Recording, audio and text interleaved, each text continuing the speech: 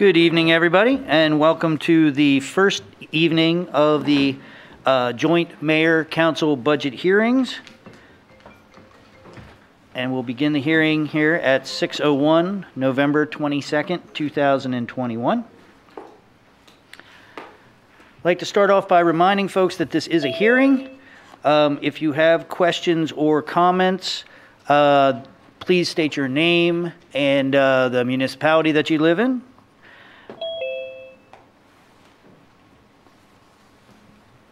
And with that, I will begin by reading the enacting ordinances from the 1957 Optional Charter Law, Section 417.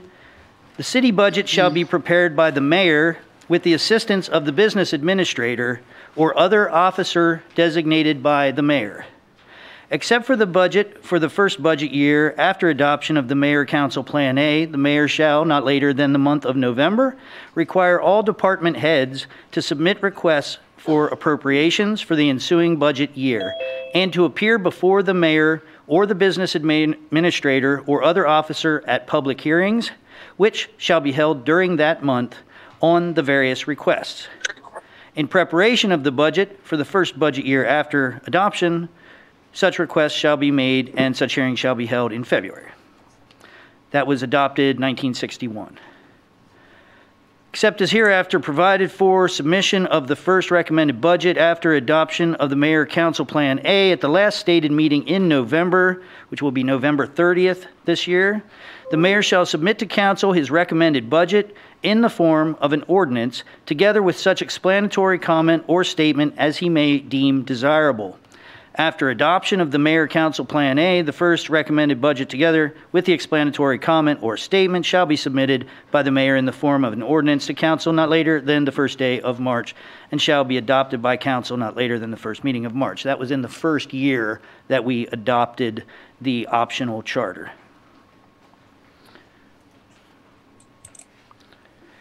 Next step, council shall, upon passing the proposed budget ordinance on first reading, fix a date for adoption thereof, which shall, except as otherwise provided, be not later than the 31st day of December immediately following.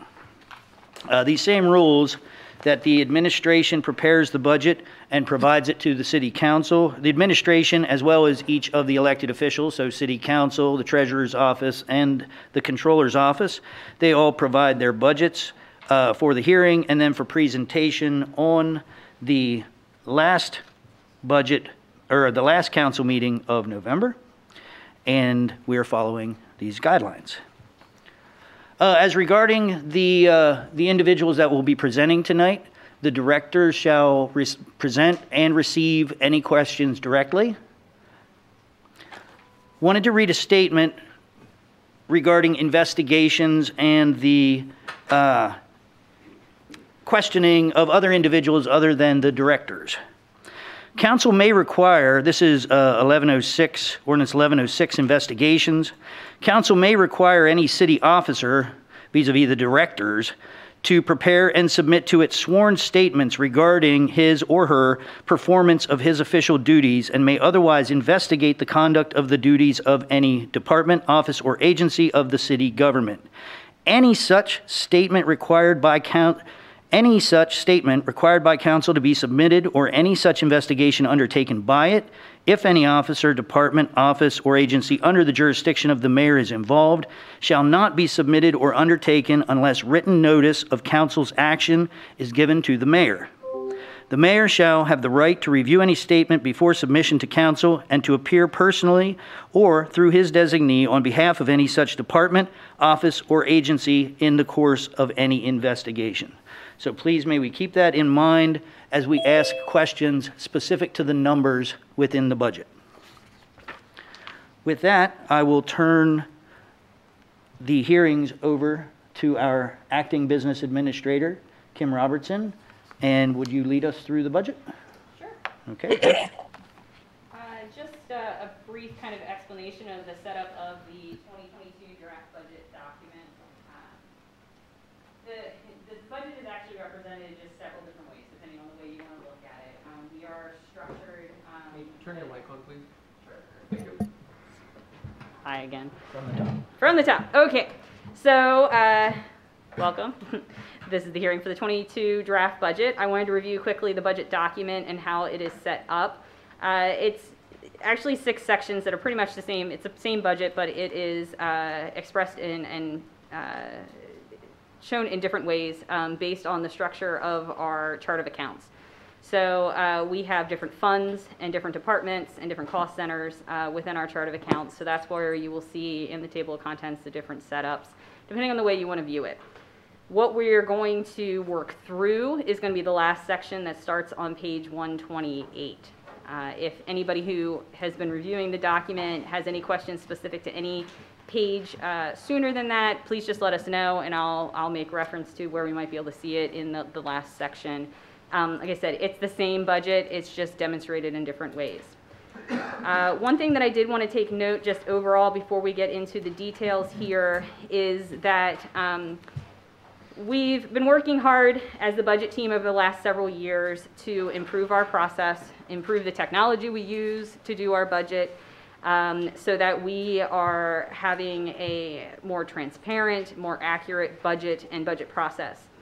So one of the things I wanted to point out in this budget this year that we were able to take advantage of is last year we started using a budgeting system called OpenGov, of which the same company's financial system is the one we've been working all year on implementing to replace our old system that failed us last year when we couldn't access it for a period of time. So we love OpenGov, and this year we are actually able to take advantage of a new module that they had for allocations. So traditionally we have always allocated our indirect costs throughout all the city departments to make it kind of a fair share. There's a couple departments that are included in this in expenses. Specifically, we have a Fund 70 for internal services.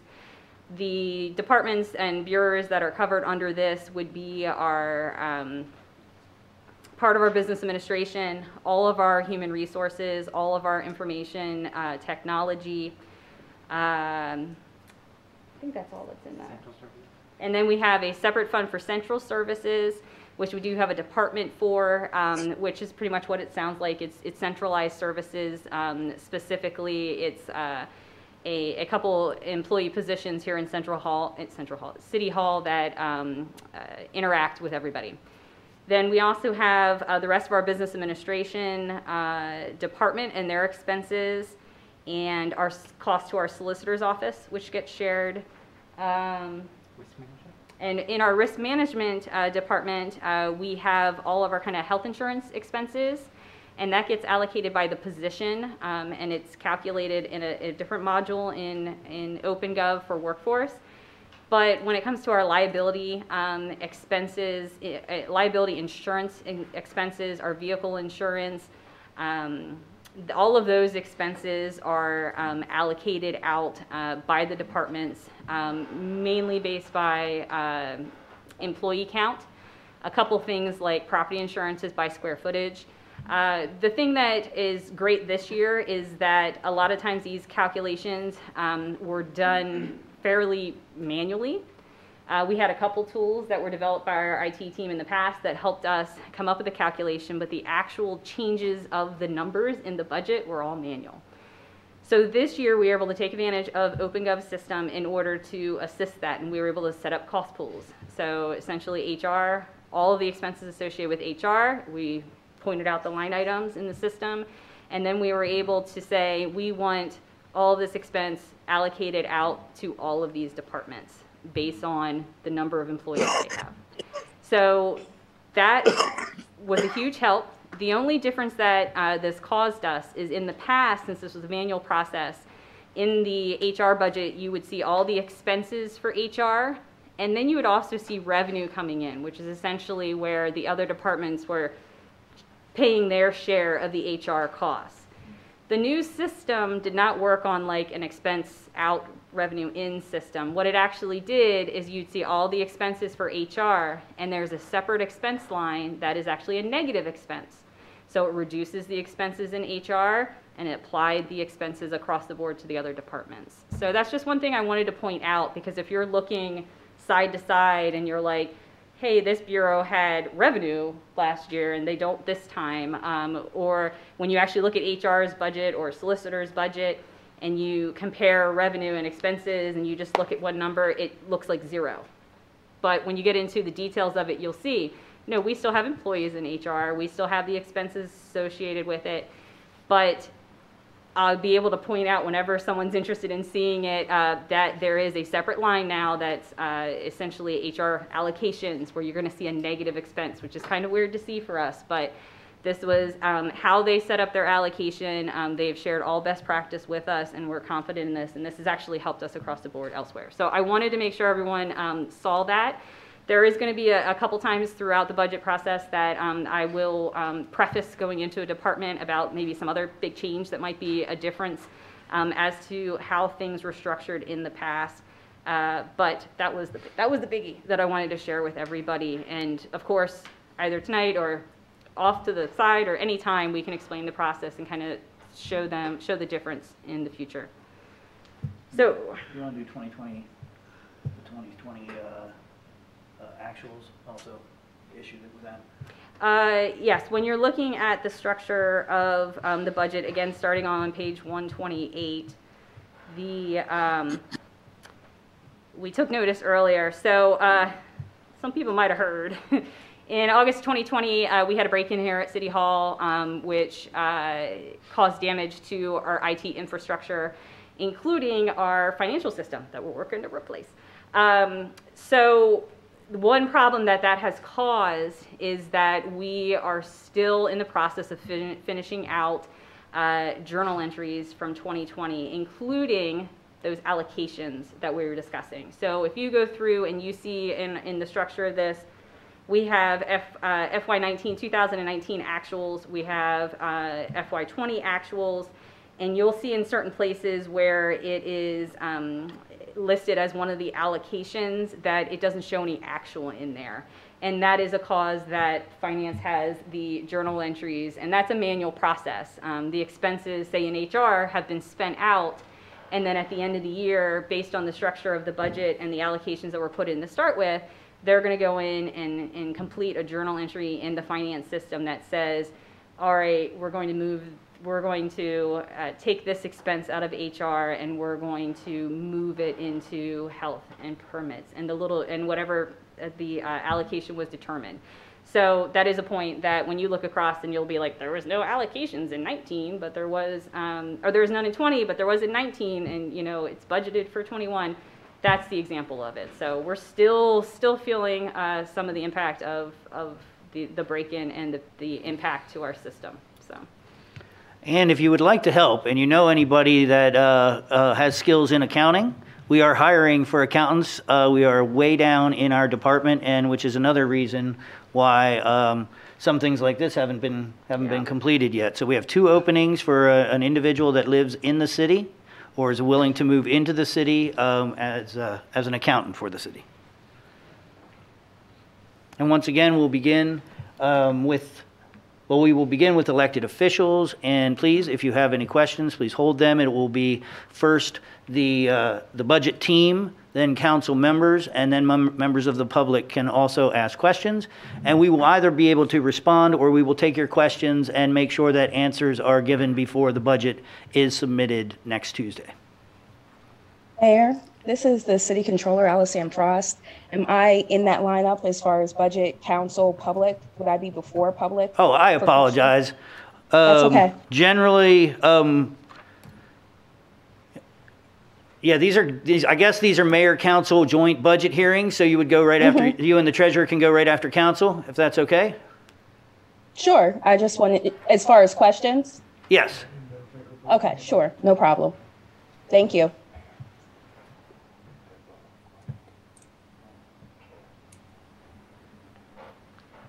All right. First on the docket is City Council. And I believe that is going to be presented by our City Clerk, Diana Thompson-Mitchell. That is me. Hello, everybody. Hi, budget team. Hi, everybody out there. I am presenting to you the 2020 York City Council budget request. And for those who may not know, that council is the legislative body of the city, and every act of council is done by ordinance or resolution, and city council enacts all laws of city government and authorizes expenditures of city funds. In the budget, we have set out our 2021 major accomplishments, as well as 2020 goals and 2022 goals and objectives. I won't go over those now because that will be made available later on when you submit the printed budget. I don't have anything outstanding. My allocations are pretty basic every year. The only thing that I'd like to highlight is that some of the things like in association dues and conferences, that's increased, and that's because we have the PML membership included in that. And then we're also getting 2 new council members, and they might be interested in going to elected officials training or something like that that PML offers. So I bumped that line item up a little bit to accommodate for that. Also, I have an advertising. I have asked for $4,500 in light of the ARPA money that's being distributed. I imagine that there's probably going to be lots of budget amendments done that need to be advertised, and I'm thinking that that's not going to be enough money in that line item. So that's something I'd just like to point out. Otherwise, everything else is pretty basic, and I'm open to any questions. Thank you, Diana. Would that be the last, the advertising that you mentioned, would that be for special meetings then? The advertising is for everything, for bills, special meetings. If there are, like we have we have a liquor license transfer coming up, so that had to be advertised. So it's all of my advertisements. Okay. I just don't think that's going to be enough money. Okay, thank you. Mm-hmm. I have no further questions. Anyone else? No. Diana, we'll follow up you about the advertising line. Okay. Nope. I'm sorry. Do you want what is in there, or do you want more than what is in there? Oh, you were asking me a question. I wasn't, but that's what it sounded like. You were explaining why it went up to 4,500, right? Yeah, because it's normally 3,500. Yeah. Oh, okay. I thought she wanted additional. Okay. No, so there's nothing to follow up with. Okay. I think we're good on our end. Council members? Wait a minute, Kim, so you were asking me if I wanted more than the 4,500? Correct. I thought what was in there, what you wanted more added for the proposed. Yeah, that's what I want. So more than 45. That's not what she was saying. More than 45. More than 45. That's what I meant to say. I don't think that's going to be enough. Okay. Because I ran out this year. And that had to do with like a lot of advertisements for the health department. You know, at one time we had a lot of bills, so I had to introduce all of those. So it ate up a lot of the budget. And with ARPA being included in 2022, I assume, I imagine that there's going to be a lot more budget amendments, and I'm going to need money to cover that. So process-wise, you advertise at the beginning of the year that you have scheduled meetings, but for every meeting, do you have individual advertisements that explain what's on the agenda? No, I don't. I only do one advertisement at the beginning, but if there's a special meeting, I have to advertise that. Also, I have to advertise any kind of budget amendments, or I'm sorry, ordinances. Okay. Yeah, we'll follow up then. Okay. Council members?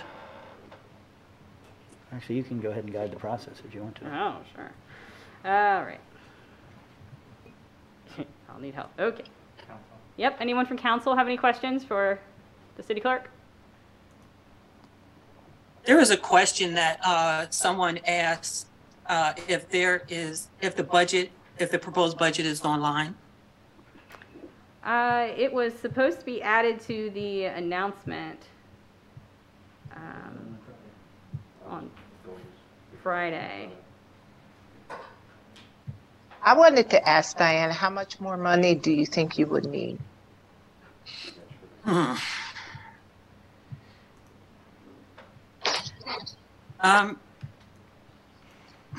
know this is going to sound like a lot, but I would think 10,000 would cover what I would need, and that's just guessing with ARPA, because I really don't know. But I would feel anywhere between 8 and 10,000 would be sufficient. I guess I'm not understanding what ARPA would have to do with anything. So could you explain that to me?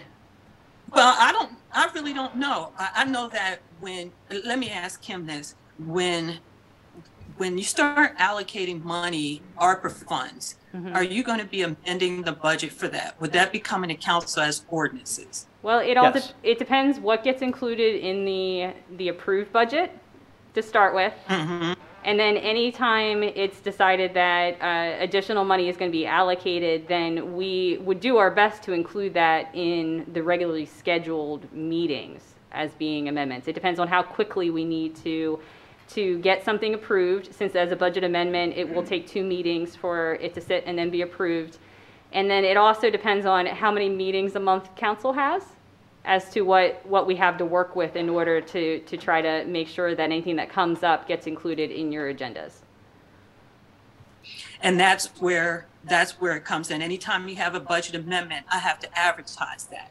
So not knowing how many budget amendments you have coming, I just want to be prepared for it. Okay, yeah, that's what I was trying to clarify in terms of you needing additional advertising for any specific agenda items past you just saying at the beginning of the year that these are the regular scheduled meetings. Right. Okay. Yep. Then yes. Thank you.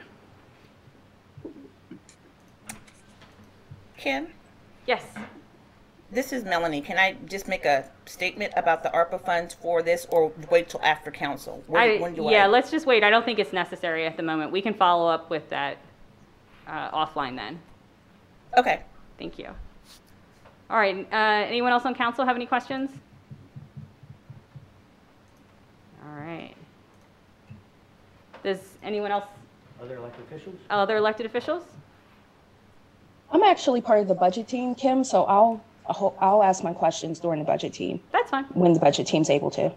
That'll make it a little easier. Okay. Thank you. Oh. I don't have any questions. Anybody publicly?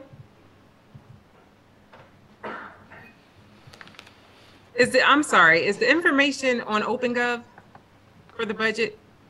Internally, anybody who have access to log into OpenGov can access it there. It's not through the transparency portal yet through OpenGov.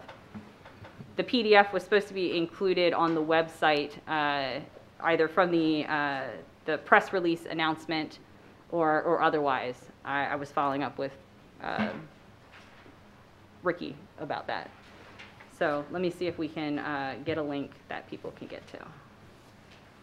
I can post that for you this evening if you like. I have a copy of the proposed budget. That'd be great. If you can at least get us a link, then we can share it for people to get to through the Zoom. Okay, I'm going to put it on the finance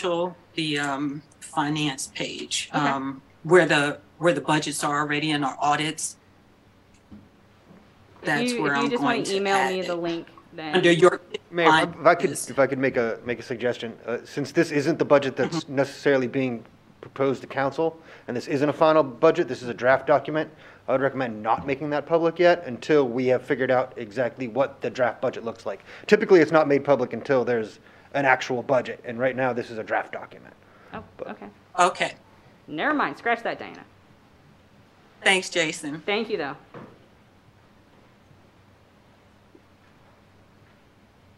All right. Anything else for council? All right. Next up is our controller's office, and we've got Alice Frost, our controller. Thank you, Kim. Yes, my name is Alice Frost. I'm the York City Controller. For those of you that aren't aware of the duties of the Controller's Office, the Controller is an autonomous office of the city government, an independently elected official, and my responsibilities are to review and approve all expenditures and obligations of the city. I think it's important to also add and note that the city controller performs the internal audit function and requires all purchase orders, warrants, and contracts and agreements be reviewed for compliance. My office also is responsible for working closely and hand in hand with our independent external auditors as well. So to present my budget, I'm requesting a line item increase in salaries for a full-time internal audit position. Last year, that was budgeted as a part-time position and is now a request to make this position full-time, which I believe is warranted given the influx of new funding that will be coming into the city through ARPA and the wastewater treatment plant. We also have some small requests for other, office supplies and also office equipment as well. Okay. Are there any questions? Mayor, do you have any questions?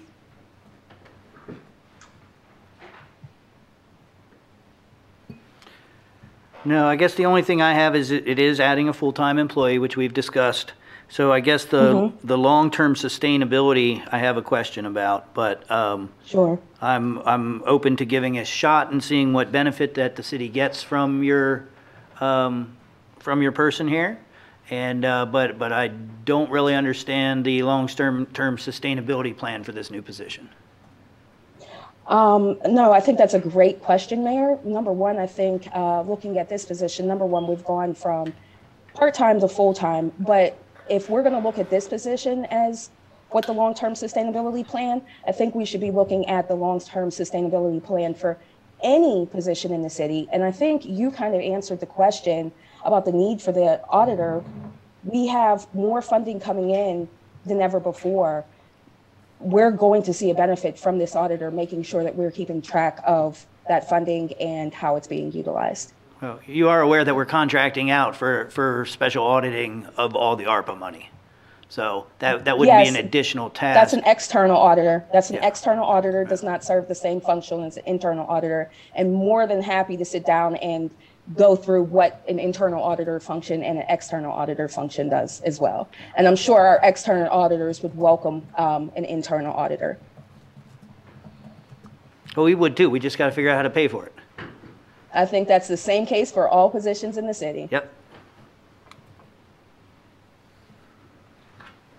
All right. Allison, how much more would this increase your budget? It's going to increase the budget. So for the salary, it's going from 30,000 to full-time 55,000. And the biggest increase, it's just like any full-time position, would be from benefits. So healthcare costs, pension. But again, any full-time position is going to have these costs. But I genuinely believe that the cost will, the benefit will outweigh the cost in the long run to protect our city taxpayer dollars in the future and future generations. Thank you. You're welcome. But I think we figured it at about 60,000, correct? I requested 55. I was not part of putting these numbers into the system. There's an entire HR process. So I was looking at 55 plus benefits. That's the budget. So if something else was put in, I mean, I'm all for 60,000. No. 60,000 is the total increase, or 58,000 is the total increase in your budget. 33,000 of that is due to the health insurance associated with the full-time employee. Correct. Ms. Frost, can you just talk a bit about the internal auditor position, just to give me more of an understanding of how it would benefit the city? Sure. Thank you, Councilwoman Walker. So the internal audit position will be just that, someone that is in charge of overseeing and auditing all accounts that the city is responsible for. So any financial account. So this is somebody that's going to, on a full-time basis, daily, weekly, monthly, yearly, annual basis, be looking at city accounts and then being able to report out to the public the way that we are spending our dollars. So for example, the ARPA funds or the wastewater treatment funds, it's going to increase transparency for city residents and our taxpayers. And it's also, I need to also note, if we look back in our ordinances, this is part of the controller's office's function.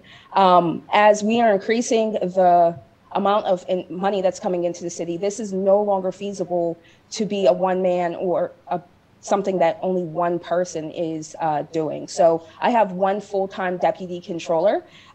She is not able to audit or perform this function on a full-time basis, and neither am I as a part-time elected official. I think times are changing in our city. Things are, not how they were in the past. Therefore, we as a city need to move forward and change with those changes. And I believe bringing in an internal auditor would do just that. Thank you. And in this position, who would they report to? They would report to me, the city controller. Okay. Thank you. You're welcome. All right. Does anyone on the budget team have any questions? Nope. Any other council members have any questions?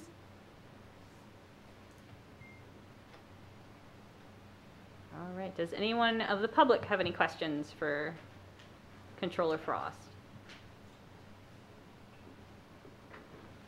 All right. I thank you, Controller Frost. Sorry, quick question. Not for Ms. Frost, but for I guess it would be for you, Miss. I'm trying to understand. I'm looking at this, and it's so different. It's such a different layout than what I'm used to. What page are we on for the next department? Sure. The next department, we're on page 131. 131. All right. Could you, for each department, could you let us know? It might just be me, but I'm just trying to get used to this paperwork for this. So I will, if you could announce the page, that would be awesome. Sure. Thank you. All right. As advertised, we're moving on to page 131 of the draft document for the Treasurer's Office. And in-house here, we have our Treasurer, Joe Jeffcoat. The Treasurer's Office is responsible for all of the revenue that comes into the city. One of our major responsibilities is also the collection of property taxes, not only for the city, but for the Business Improvement District and the York City School District. Our budget really changes very little since it is an operating budget. We have been able to reduce our overtime from 10,000 down to 4,000. The last year has surely been one of a lot of adjustments for the Treasurer's Office. With COVID, as Kim has noticed, with the loss of all of our data at one point, we did have a little bit more budgeted last year, but things are running very smoothly at this point. So we think we can reduce that with $6,000. That'll give us a little leeway, but that's a reduction that we can make. Most of the rest of the budget, there aren't some major changes. We shifted a few things around earlier this year in our budget amendment, and we have pretty much maintained those as we move forward into next year. Kim and I noticed today that we had talked about establishing a line in the budget for reimbursements separate from our outside professional services because we do incur substantial costs for the mailing for the school district. About 6,000 of that is just in postage, but for envelopes and other things related to that mailing.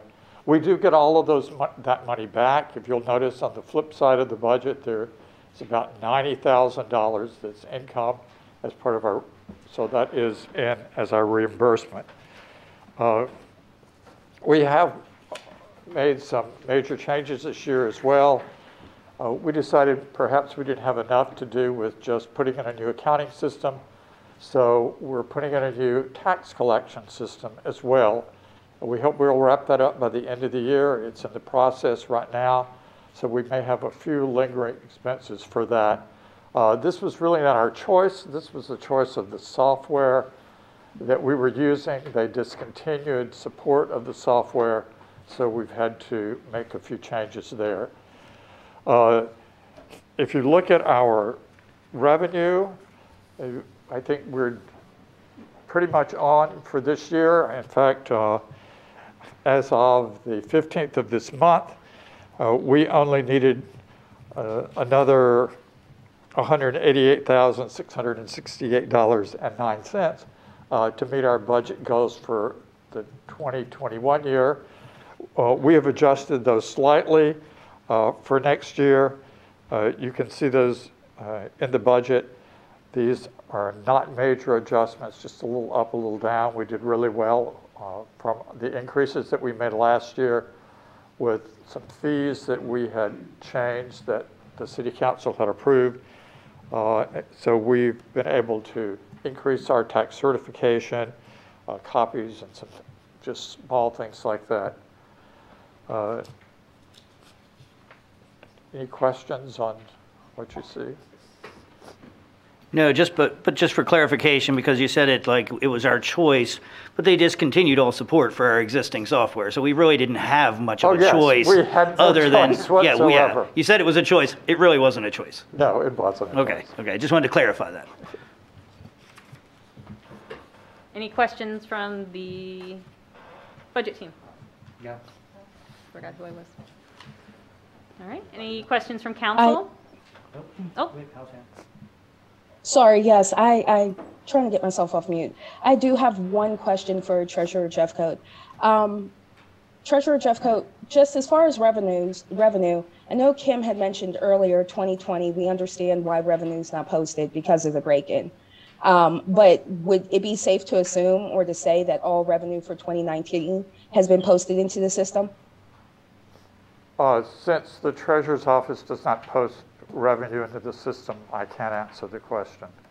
Yeah, just to clarify, what wasn't posted yet was the journal entries regarding the allocations. So revenue's in there. Okay. It's showing just over $17 million for 2020. Okay, so it was just the allocation. Just the allocation. So it'd be in the expense section. Yep. Okay. But all revenue is up to date through 2020? Yes, everything is, yes. Okay, Accountants thank you. are shaking their head yes. Everything. Thank you. All right. Anyone from council have any questions?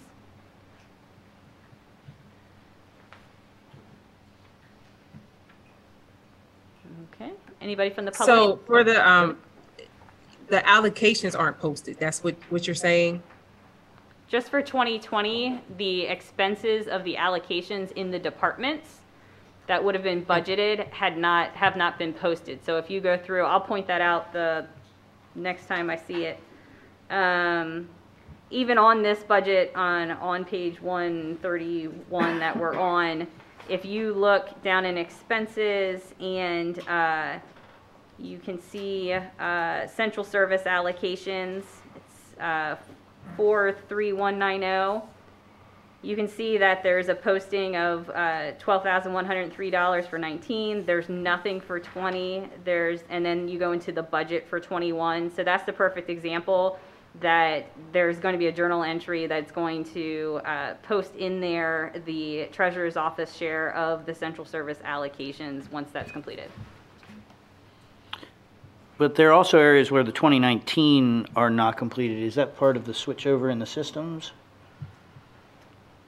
So you can see O&E pension allocations, health allocations, basically. Those we weren't using those funds at that time. Those those accounts at that time. Okay. We started using those in 20. So it shows 0 there, but that's only because they weren't used and were that year. Very good. Thank you.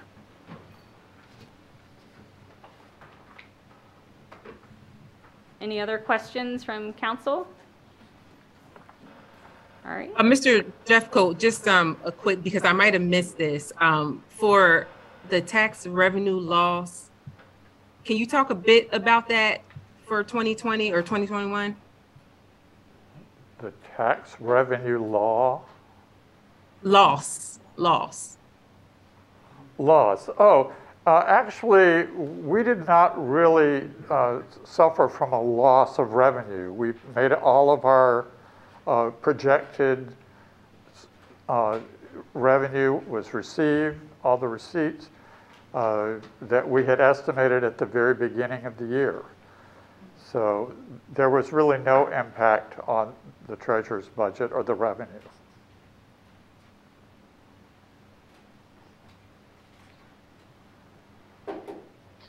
I know that sounds like crazy, but it's we did great. It definitely surprising. So COVID did not really have a negative impact. No, it did not. On the treasurer's office. Thank you. Treasurer Jeffcoat, but beyond the treasurer's office, who brings in revenue? Before parking, I know we've switched over parking now, but in 2020. I didn't understand what you said. Beyond I know the revenue comes in through the treasurer's office taxes, but can you just explain a little bit more beyond the treasurer's office, who also what other departments bring in revenue? Sure. So when you said there was no tax loss, but I'm trying to also understand all revenue. We still have a significant that helps amount. Sandy Walker's question as well. We still have a significant amount of revenue that's flowing through the finance department that comes through the treasurer's office, but if you look at the budget, it's actually posted in the finance department. Our Department of Community and Economic Development through the permits office also is a major source for revenue. We get an enormous amount of grant funding for our health bureau. That money comes through the treasurer's office as well. So there really is revenue coming through many of the departments at the city. It's much larger sums in some than in others. Thank you, Joe.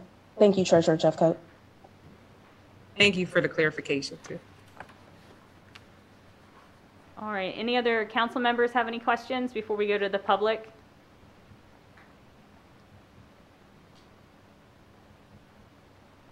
Okay. Treasurer Jeffcoat, I think there's a couple people with their hands up if you'd like to step aside. Don Hake, city resident. Mr. Treasurer, I heard a significant amount of your efforts are on behalf of the city schools, a different taxing entity. Is there, just for my edification, I'm not aware, does the city then bill for your services the school district? Or is it a service that you perform for the school district outside of, or how does that work? That's my one question, but I have a second one and I may as well ask it while I have the opportunity here. Historically, the city has had an accumulation of uncollected taxes. When you budget and when you project the amount of revenues, do you make an adjustment or a consideration for those amount of uncollected taxes? Am I able to be heard? Is that, all right, okay, fine. Any clarification on my questions? Thank you very much. Well, Don, that's line 30020, tax claim. So it's about 8 to 10% every year that don't pay on time. Is that about right, Mr. Treasurer? In fact, I have a very up-to-date figure. We have 2,831 people that have still not paid all of their taxes from the first part of the year. We have found in the last few years that we collect about 89% of the taxes in the initial duplicate. So we've been pretty consistent in staying somewhere around that figure. It's varied somewhat about who actually pays their taxes, whether they're the larger corporations that pay tens of thousands, or homeowners that only pay a smaller amount. I think it's hit those homeowners very hard in the current year. As I look through that 2,831, many of them have been appearing in that list. I'm also shocked at the number of some of our large rental agencies that are showing up in that list this year as well, that have not been in this situation before. So it does vary a little bit from year to year. I think that's surely a effect of the economy, and that what we're hearing about a lot of our landlords, because of, you don't have to pay your rent these days if you don't have that. So that's really hurt some of them a lot, especially some of the lower income landlords, because that's where it's hitting. So that's something we're concerned about. I've even developed a plan that's going out with the bills that we're putting in the mail this week that talks about what the city can do with our partial payments throughout the year. We're getting a lot of calls about partial payments. Can I start making those? And we're saying, yes, let us help you put a plan together that begins next January and February, not in the month of October or November, when we're getting toward the end of the year. We're working very closely with the school district on trying to improve the number of individuals that have qualified for a homestead exclusion and getting that information out. And have been working hard with Carol Hill Evans' office at the Pennsylvania Property Tax Rental Rebate Program to see if we can pull some of that in too, and help people get those applications and get the necessary information and background support that they need, documentation, so they can get those funds as well. In the past, it's been fairly significant, the amount of buildup of non-payments, total amounts to in previous administrations. There had been a collection process. Are you able to hear?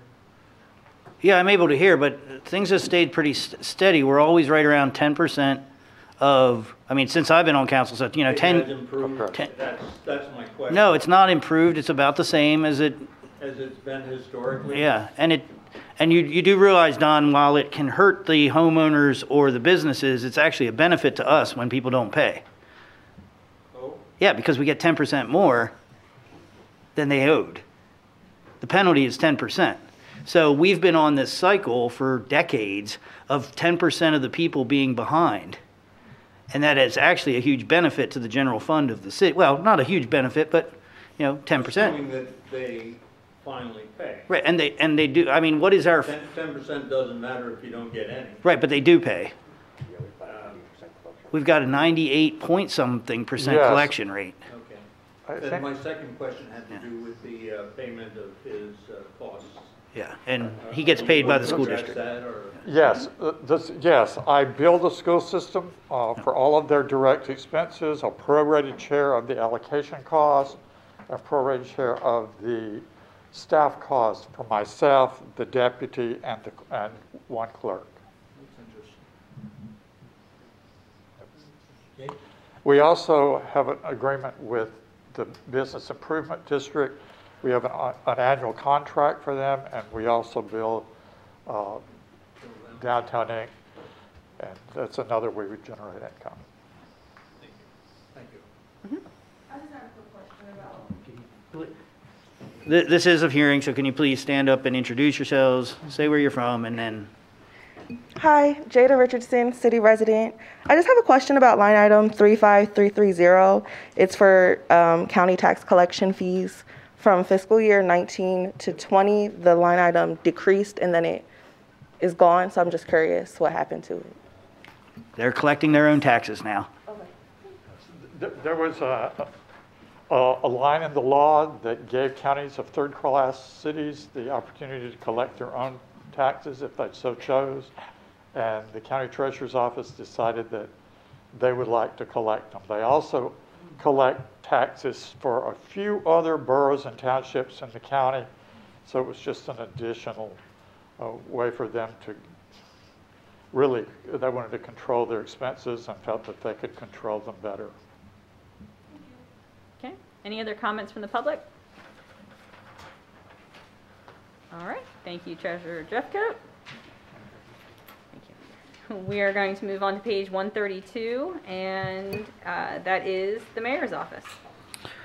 Yeah, our budget is pretty straightforward. We're very close to the same, except for a slight increase when we hired the new chief of staff.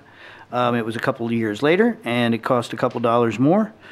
And other than that, it's all allocations. That's it for my budget. Anybody have any questions? Any questions from the budget team? No.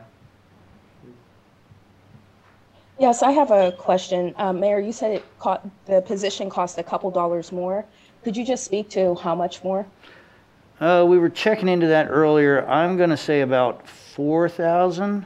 I think it was about 4,000 more when we moved from our previous chief of staff to the new chief of staff. Okay, thank you. Yeah, it's kind of the cost of time. You know well that every year it costs more to hire somebody. Mm-hmm. All right, any questions from council?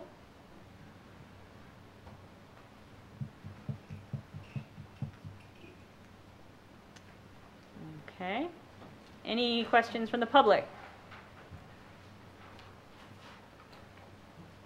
All right, thank you, Mayor. We are going to move on to page 133 with the solicitor's office, and we have Assistant Solicitor Jason Sable. Good evening, budget team, mayor, council. I'm Jason Sable. I'm one of the solicitors for the city of York. I'm the chief law officer for the city of York, so we handle all litigation, basically legal matters for the city. We are, as I like to say, in-house counsel for the city of York. Our budget is pretty flat. I think probably the only thing that would jump out at anybody is you'll see the part-time employee's salary was budgeted at $27,000 last year. This year it's at $56,000. I'm not sure why it was budgeted $27,000 last year. That number was about half of what it should have been budgeted at, and you'll see that $56,000 is in line with the two previous years of $55,000 and almost $52,000. And that's for the part-time solicitor, Don Hoyt, who is our main litigator for one case that's going before the Supreme Court next year, and he also does handle our tax assessment appeals. Other than that, everything's pretty flat, so I'm happy to take any questions. I'd like to interject that this is the perfect example of our new allocation system at work. So when you look at this budget and at the very bottom, well, first of all, at the top, you see there's no revenue coming in like there was previous years. And then at the bottom, you'll see that the expenses total zero. So but there's actually line items there. You can see that there's costs for salaries and part-time employees. What I want to draw your attention to is the line number 43407, Solicitor Allocations, and you'll see where that shows as a negative $388,059. That represents where the new budgeting system took all of the total of all the line items above and below and put it into the system and allocated the cost out to the departments, and it falls under the category you'll see in the other departments of business administration allocation. So just want to point that out. That's the example. That's why it looks like total-wise there's no expense, but obviously we have budgeted individual lines. Mayor, do you have any questions? Budget team, do you have any questions for the solicitor's budget? Okay. Council members, do you have any questions for the solicitor's budget? Just following up when you're saying the business allocation. So when we go into OpenGov, we'll click and it'll break it down. Yes, when we're in OpenGov, I'm not sure. I'll have to see what access you can see on your end, but there is a whole section where I can show that we have each cost pool So essentially there's one for the solicitor's office set up where you click on it and shows all the expenses that are part of the pool. And then it also shows all the accounts that we're asking it to be divvied out to, which would be one for each of the individual budget departments. So that's in the module details in the budget. So I'm not sure if you're going to be able to see it, Vice President Walker, when you go in, but that is something that we'd be able to show you.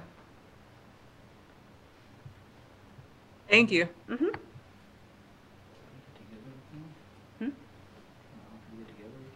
Yes, Vice President Walker, if you'd like to get together at any time or set up a Zoom call, I can show you exactly how that works out.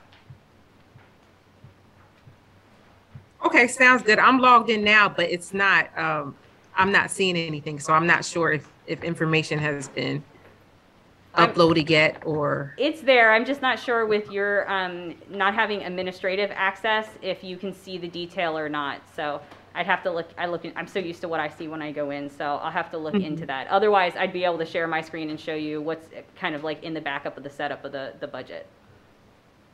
Okay, that's what I remember last year, being able to click on line items and see in detail, but I don't see anything right now. So I'm guessing it needs to be updated. Okay. I'll follow up. Thanks. Okay. Mm-hmm. You have the access. So. Yeah, I'm not sure what she's looking at there, so I'll follow up. Anyone else on council? All right, anyone from the public? Sir? 57,000 is the budgeted amount. If it's a slow year, do we get any of that back? The part-time solicitor is a salaried position, so it is not an hourly position, so that's a flat fee. It's not reducible? Correct. If it is a very litigious year, is that amount still fixed? Yes, it is. Okay. Question, is the ink dry on the sale of the, I understood there were some outlying districts that had an objection to the sale of the sewage treatment plant. Is that a done deal? And the second question I have for you is, I haven't heard anything new, but what has happened with the jail? Mr. Hake, is that one done and over? Mr. Hake, this is a budget hearing, so I'd be happy to have that opportunity to either have the solicitor or myself talk to you about those items. Very good. But these aren't on the agenda tonight. Thank you. All right, any other questions from the public? All right. Oh. Okay. Thank you, Solicitor Sable. All right, we're moving on to page 134 in our budget document for the Human Relations Commission. And I believe we have Commissioner Seaton and Dickerson? Richardson. So close. Good My evening. apologies. Good evening, budget team, and all those council members and everyone viewing. My name is Stephanie Seaton. I'm the chair for the City of York Human Relations Commission, and with me is Commissioner Jada Richardson, who is the Secretary Treasurer for the commission. As the City of York Civil Rights Enforcement Agency, the commission is responsible for enforcing Article 185 of the codified ordinances of the City of York, which include conducting intake, investigations, and determinations of complaints of discrimination in housing, public accommodation, and employment. The commission also monitors and reports on hate crimes and other civil tensions within the city and its surrounding areas, working with local, state, and federal agencies. Education and outreach are vital to the work of the commission to ensure that those who live, work, and play in the City of York know their rights. The commission convenes meetings, workshops, and joins on collaborative efforts to promote diversity, equity, and nonviolence in the City of York and beyond. We believe that opportunities for an individual to obtain employment for which one is qualified and to obtain all the accommodations, advantages, facilities, and privileges of any public accommodation and of any housing accommodation and commercial property without discrimination because of race, sex, or familiar status religious creed, ancestry, disability, age, sex, national origin, sexual orientation, gender identification, the use of a guide or support animal because of the disability of the user or because the user is a handler of a trainer of a support or guide animal is hereby recognized as and declared to be a civil right which shall be enforceable by the Commission. Such discrimination foments domestic strife and unrest and threatens the rights and privileges of the inhabitants of the city and undermines the foundations of a free democratic society. Thank you for your patience with that. I think it's important to read that every chance that we get so that individuals know their rights. Our proposed 2022 budget supports the City of York's mission through the work of the Commission that ensures equal opportunity for all. And this budget allows for the necessary resources to carry out the Commission's mandates while restoring public confidence in the Commission's ability to effectively adjudicate complaints of discrimination. We just want to point out a few things that have taken place over the course of this year. We want to thank the following commissioners for their service: Commissioners Fitch, Myers, Chronister, and Buckingham. We have a fairly new Human Relations Commission with 7 new commissioners who were appointed by the mayor and approved by City Council in 2021. We now have a full complement of commissions as a result of those appointments.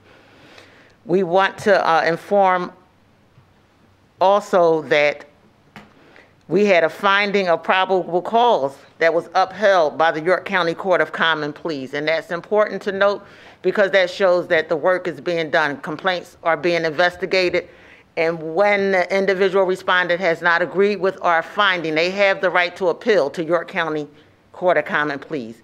And the York County Court of Common Pleas upheld the Commission's decision. So we're very proud of that accomplishment. I'm going to turn it over to Commissioner Richardson to talk about our 2022 budget requests. Thank you. Good evening, everyone.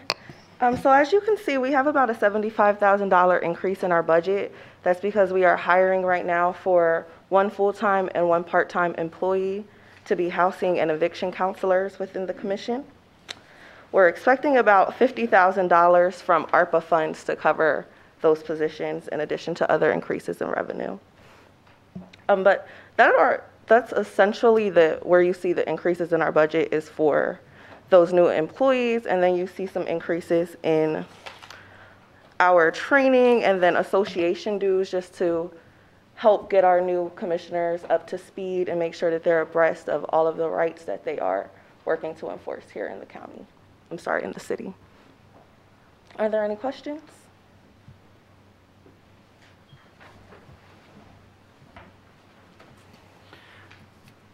How much did you say the budget was increasing? It's about $75,000.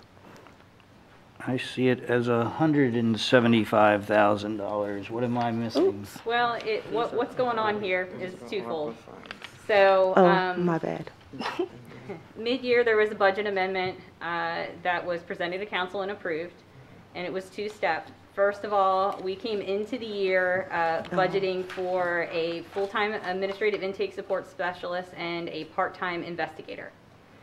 Mid-year, an adjustment was made to essentially move the investigator position had not been filled. It was actually more than mid-year. I think it was like October.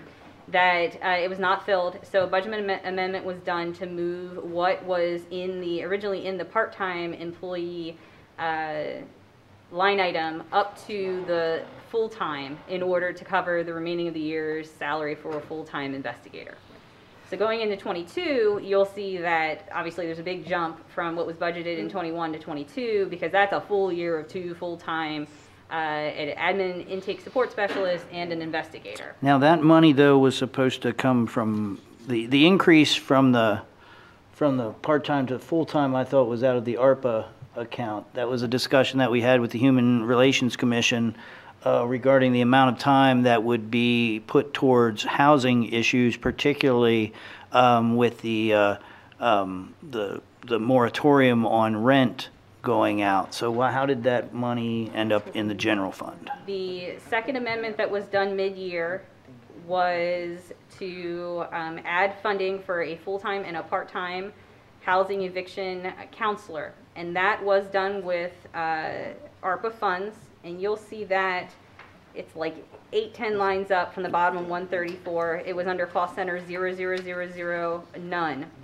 So you'll see that we added $16,000 for salaries, full-time, 12 for part-time, and the FICA tax associated with it.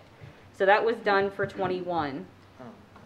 And then if you look below that, for 22 to continue for a full years of salary for the continuing with a full-time and a part-time housing and eviction counselor. That's what you see under, it has its own cost center of 00443, and that's what you see at the very bottom with the last several line items associated with the budget. Yeah, I think there was a little bit of miscommunication there. Can I just ask this question?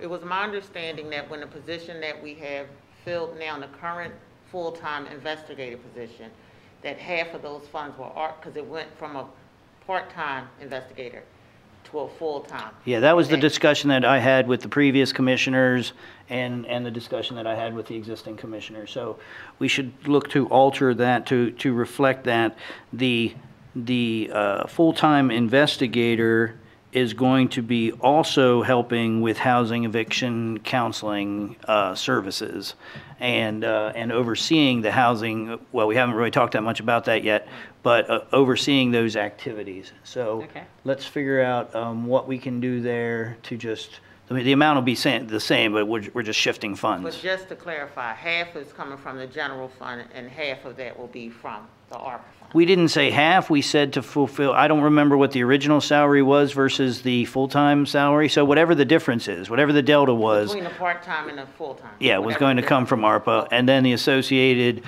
percentage of work should also be directed that way. Understood.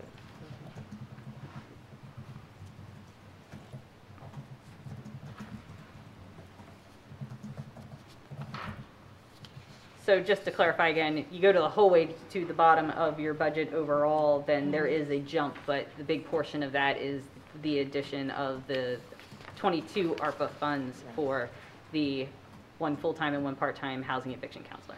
Correct. And the health insurance allocations. And all associated, all the associated costs to go with it. So I do have a question. This is Controller Frost. Yes. First and foremost, I want to just say thank you to Ms. Seaton and Ms. Richardson for all the great work that you guys do at the Human Relations Commission. But this question is more directed at the mayor. Mayor Helfrich, what will be the sustainability plan for these full-time positions moving forward, since they are being funded with ARPA funds? Yeah, there is currently no sustainability plan. Well, the sustainability plan is that the HRC gets its good standing back with HUD and begins to realize the HUD funds that the HRC used to receive a decade or more ago. So there was a significant loss of funding to the HRC, and we've been struggling through that for a while now. One of the ideas of bringing back Ms. Seaton or bringing her into her new role is that she was very experienced with this, and we're hoping that she's going to be able to work with some of our other commissioners and with the staff to fill that gap with the federal funding. Is there a time frame on that, or is this just initial conversations? What I would like to say, the additional funds for positions that we've acquired are housing eviction counseling, and even based on, as Treasurer Jeff Coates spoke to, landlords not being able to pay their taxes due to individuals, not that they don't have to pay their rent, but being unable to pay their rent because of COVID. So these positions are specifically to address housing evictions. But at the same time, they will allow us to continue to build our capacity at the commission and to work with HUD to hopefully get a contract with them. So capacity building could take anywhere from 1 to 3 years. So we know that we're working probably on a 2-year time frame. So we hope to be able to build our capacity and build some sustainability during that time. Yeah, if I may, let me differentiate the two, because I was speaking very much to the full-time employee, which I thought was what the what Madam Controller was referencing. The housing counseling specialist, that is all they do. Those are short-term until we get through this crisis. So it is the investigator that we are using ARPA funds for, that, as you are well aware, are not sustainable.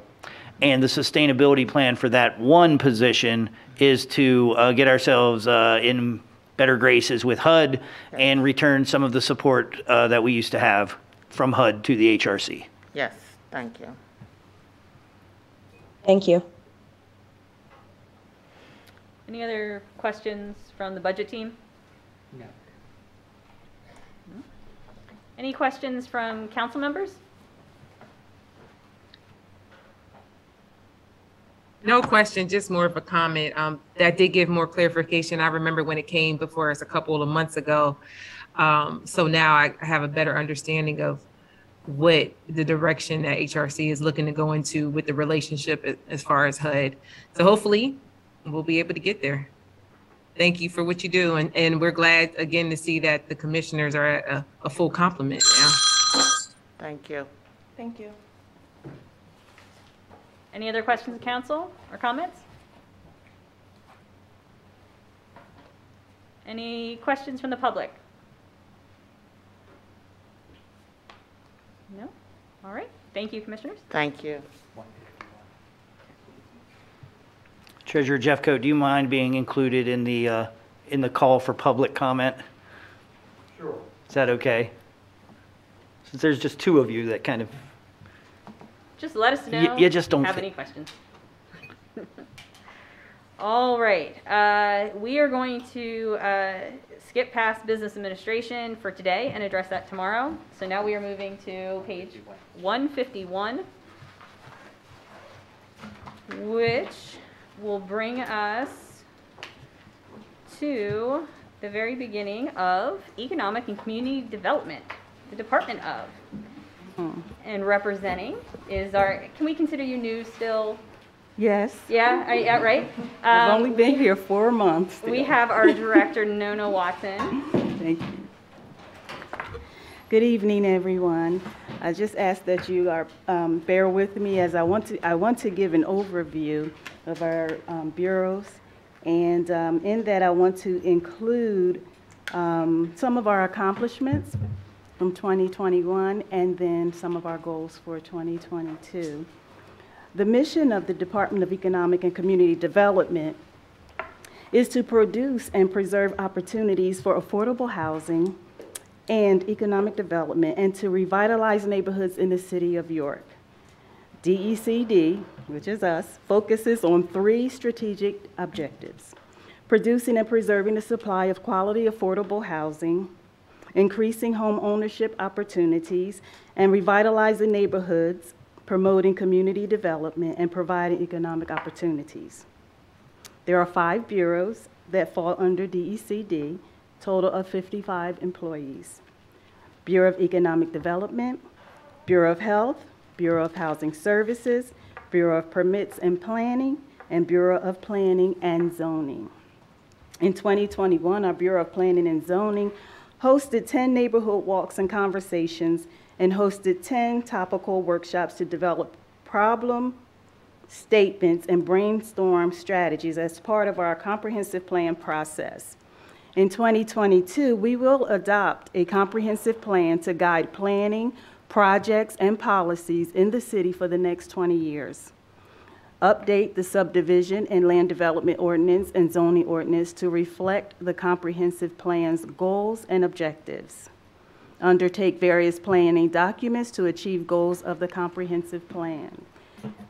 One of the things that we are very excited about for next year, DECD, along with city departments, residents, nonprofits, businesses, and other stakeholders, are working together to spur economic development and community development opportunities, to include a neighborhood revitalization initiative scheduled to launch January 12, 2022. We are taking a holistic, comprehensive approach to neighborhood revitalization which includes an all-hands-on-deck approach. DECD has been and will continue to be instrumental to our residents, businesses, and other stakeholders as we continue to navigate through this health and financial crisis presented to us by COVID-19. So, to my right here, I have James Crosby, and he is our Deputy Director for the Housing Bureau. Excuse me, Nona. Yes. One moment. We're going to kind of go Stay through in order? Here. Yeah, Okay. hang on one second. Just in general, as I said, I might have a couple little notes here and there. right. Economic community development as a department and also as budget areas. We did have a little structuring change this year to better represent how the department has been structured now. So when you are looking at the budgets for Department 400, which is just kind of economic and community development in general, we now have cost centers that represent different sections in there. First of all, there's cost center 00000 none. Yes. And in there, the costs that are showing specifically would be Ms. Watson's salary as the director overall and her associated fringe benefits and such.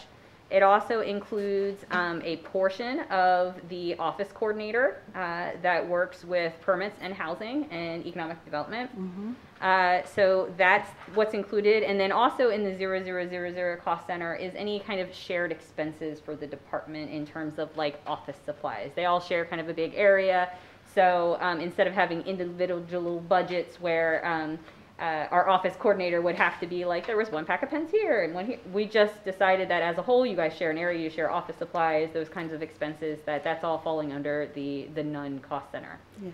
Past that, economic development as a bureau has always been included under the economic community development department. And they now have their own individual cost center of 003883. So the costs that are specific to that bureau, including the staffing, now have that cost center. Also, we've had this in here for the last couple of years from the Mayor's Initiative. The Community Ecosystem Program has a cost center of 00355. So again, all the expenses associated directly with that program are labeled under that cost center. Additionally, formerly, the planning and zoning functions of the department was included under the department, the budget department 411 for permits. And we've had various sundry permits and they decided that function-wise, it made sense to pull out planning and zoning. And it kind of goes under the umbrella overall budget-wise for Department 400 for economic and community development, but they now have their own cost center at 00384. So again, all the expenses directly with planning and zoning, which is primarily the staffing, is included in that. So then that leaves us back to just real quick, the permits. Department 411 is now permits and inspections. So that is primarily our property maintenance and our tenant occupied inspections. And there's also a separate cost center in there for our health inspections.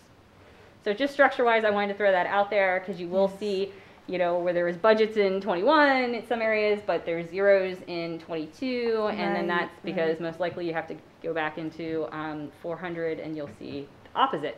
Zero budget for 21 and then budget for 22. Yes.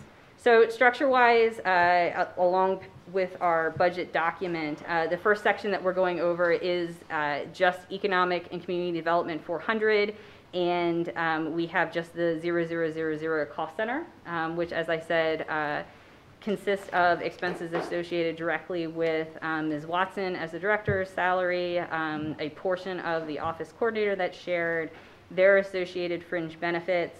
There are a couple line items for travel and training. And then again, with the shared expenses for printing and binding, association dues and conferences, and then office data processing, which is a fancy way for us to say our office supplies.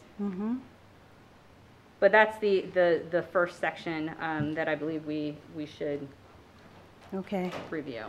Well, that's getting halfway down.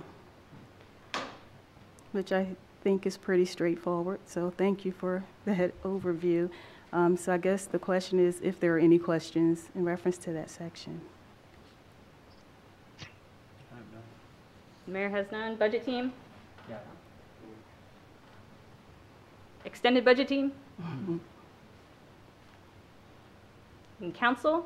Any questions for the first part here of Department 400, cost center 00000? All right. Any questions from the public? Sorry. Okay, so I'm trying to get adjusted to this. I'm looking at the ecosystem coordinators. And I see. Yep, that's the next section. Next section? Yep. That's an. Okay.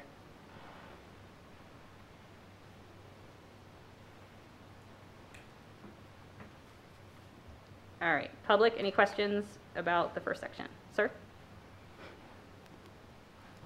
I don't know if this is appropriate, Mr. Mayor, but you tell me. The industrial park, which is a very large contributor to our well-being in the city, had a cyber center. 85%, I'm told, of the inhabitants of the industrial park were incubated in the cyber center. Does the cyber center still exist? Does the Goodling Center still exist? Are we sending residents from the city there? These are budgetary questions because it affects our tax base. I understand what you're saying, and perhaps Blanda might have some input when we get to that section of the budget. Oh, okay. I didn't realize. I thought we were talking economic development. No, we're talking about the administration of the 5 bureaus, and then we're going to get into each of the bureaus. Oh, okay. Let's get into details. Thank you. See, I saw Blanda nodding a little bit like he had some information, so we'll volunteer that information when we get to that part of the budget. Yeah, right now we're just dealing with the administrative side of the department. So just that first, 141,000? Or, I mean, 210,000. Okay. Any other questions about the first section? If not, we'll move on. All right. Yes, ma'am. No, it's okay. Go ahead. Okay. The next cost center is specific to the Community Ecosystem Coordinator Program, and that's the 00355 cost center. This consists of 5 part-time employees, and that's the bulk of their expenses with some supplemental for equipment.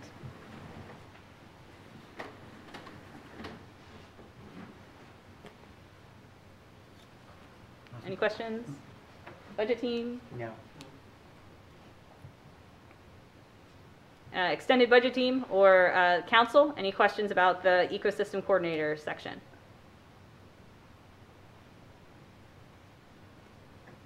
So there's a decrease. Is this for how many positions is this for? Actually, we've been maintaining 4. Yeah, I believe I have 5 budgeted, but we've been maintaining 4. Okay, all right. And you also will see last year, I believe we gave them a little, they have not had any budget for the last couple of years except for salaries. And we budgeted them so that we can get them equipped with the technology they needed so they can go out and help the public. Also just basic supplies and such. So they got stocked up this year. So we did reduce some of those expenses for the 22 budget.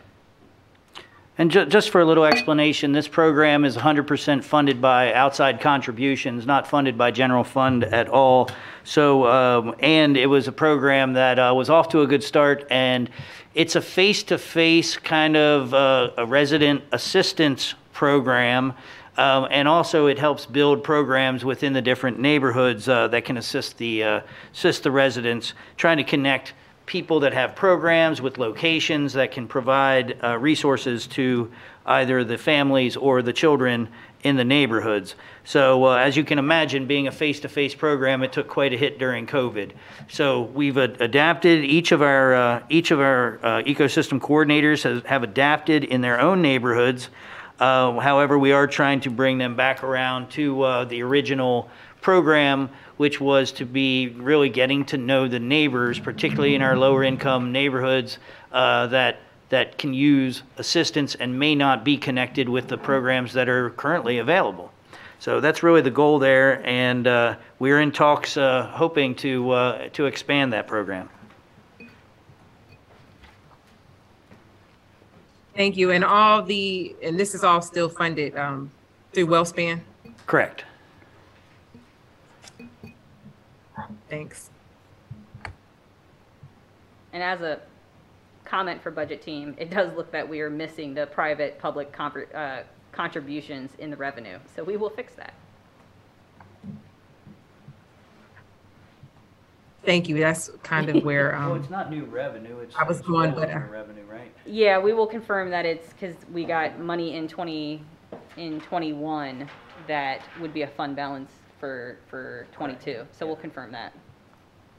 So yes, if there's no new revenue coming in, we're working off of what we've already received, then you won't see it again in this budget. But we did receive it in January 2021, and some of that was... I'm sorry, we did receive additional revenue in January of 2021. And is that what is included in here? It looks like what's showing as revenue, there's none for 22. 21, there was revenue. Right, but is that the January check? Yes. Okay, all right. And we will be receiving another contribution. We haven't worked out the details of how it will all be allocated, but we will be receiving another generous contribution from WellSpan coming up here within the next few months.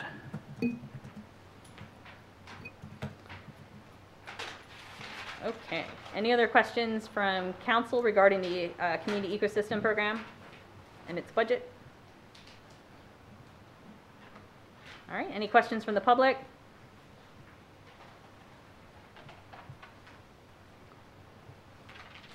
Okay. Before we move into the new economic development cost center, I do want to show that there is a cost center for Crispus Attucks loan repayment, which was exhausted in 2021, so there's no need to budget for anything in 2022. So that's why you don't see anything there.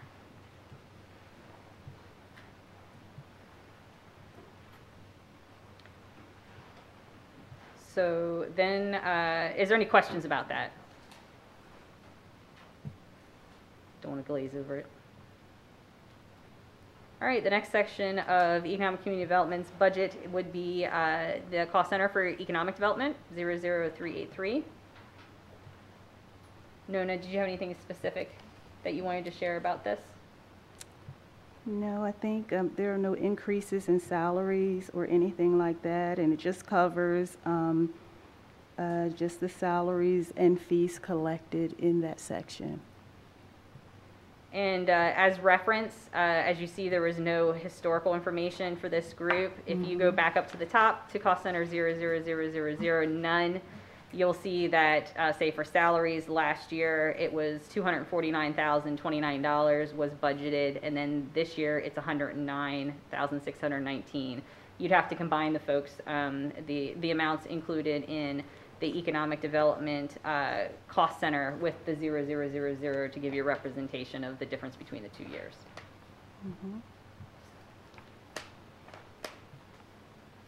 All right, any questions, Mayor?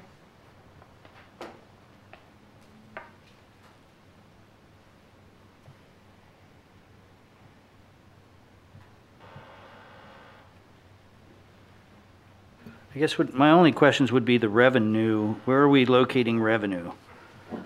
So for instance, things like the Kiva grant from the York County Community Foundation, things like that. I don't believe we're anticipating any revenue for 2022 for Kiva. We do have a footnote that I need to add $20,000 worth of expenses for money that they have received this year that they plan on using next year. So there's no anticipated revenue, but we do have a footnote to make sure we add the 20 for the proposed. Very good.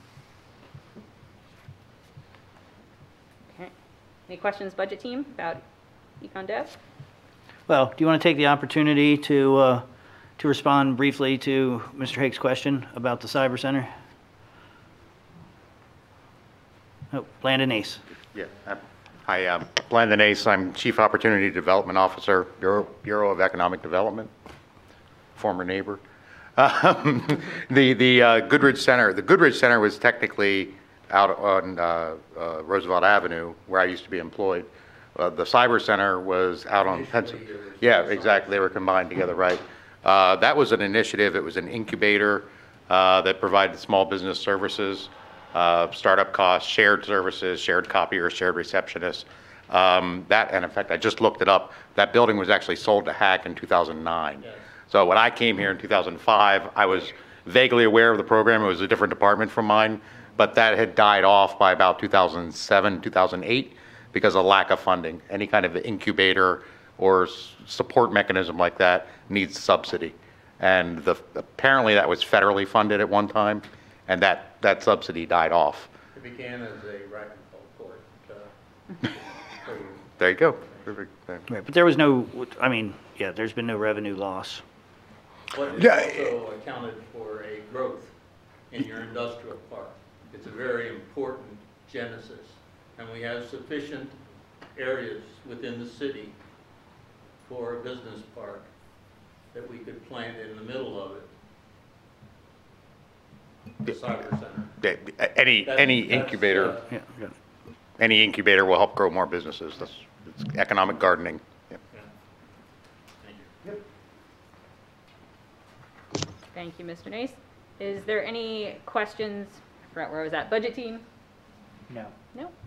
Extended budget team, council? Could you help me understand 42020 where it says attorney and it's 92.5? Mm-hmm. No, it's 1,500. No, it's 92. No, it's It's 15,000. 92.5 is the. Yeah, that's 15,000. I'm assuming that would be, well. That's outside legal. It says 90. It says 92.5. No, that's the next line. That's the next line item. That's 42070, other professional services. Okay. Well, all right. So the 15,000. Can you explain that? I'm trying to think what we. Are we talking about the 18,000? The attorney fees. It says 15,000. Yeah, I have that particular line item, 42020, attorney in my department. It's for blighted property-related legal fees as needed. So as we try to acquire the Red X properties or the blighted properties that are surrounding our city, there's always a cost to file for a taking or a negotiation or anything like. Typically, it runs us about $3,000 a property. But is that an RDA expense? No, it's a city expense. The RDA is just the tool that makes it happen. Oh, okay. So is there Blanda, is it a separate attorney or do we use our own attorney? Typically it's a separate attorney. We can use our, or it's the city's part-time attorney, and I'm not sure how he bills as things related to blight. The things related to RDA are specifically with the taking, but there are fees required for advertisement. You have to go through the Vacant Property Review Committee, the Blight Task Force, the Planning Commission. All of these city entities have to designate a property as blighted before it gets to the point where the RDA would get involved. Thank you. Yep.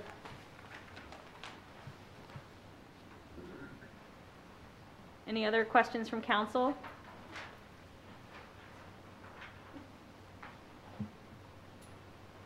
Any questions from the public?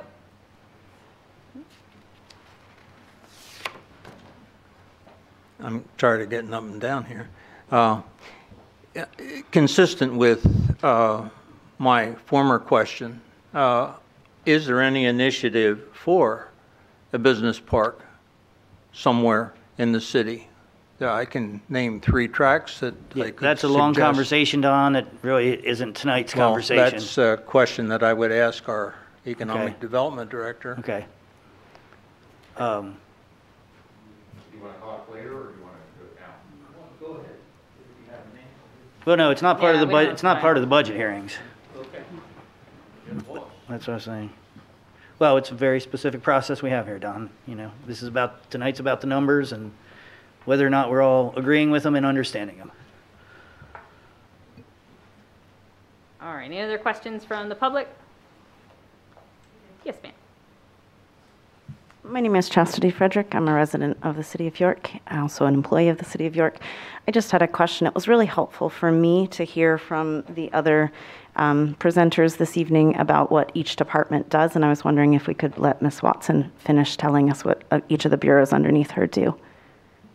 Actually, that should be occurring before each presentation. Yes, So we okay. didn't, you're right, we didn't get one for economic and community. We did not. Thank you. Yeah.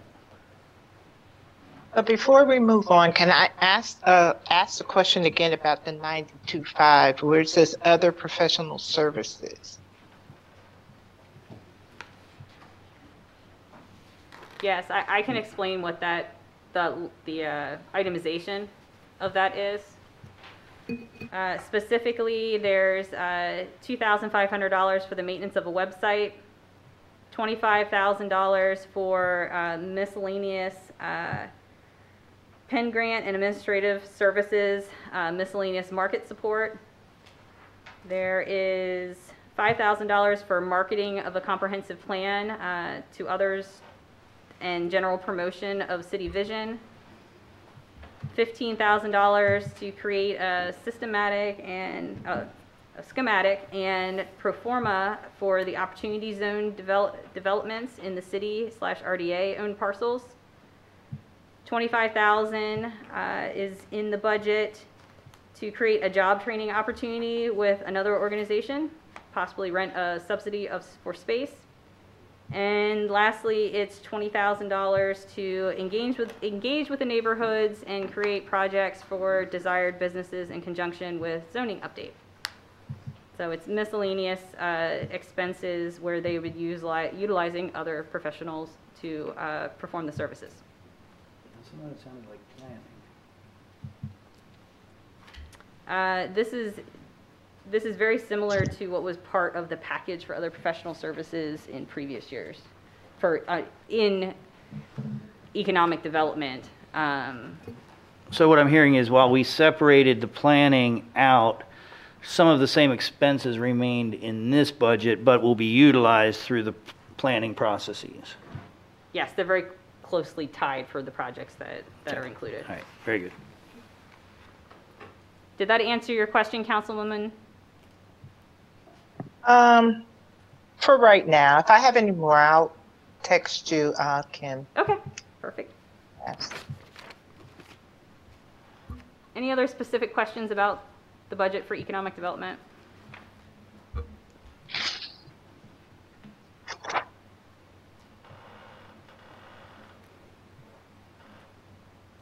Okay.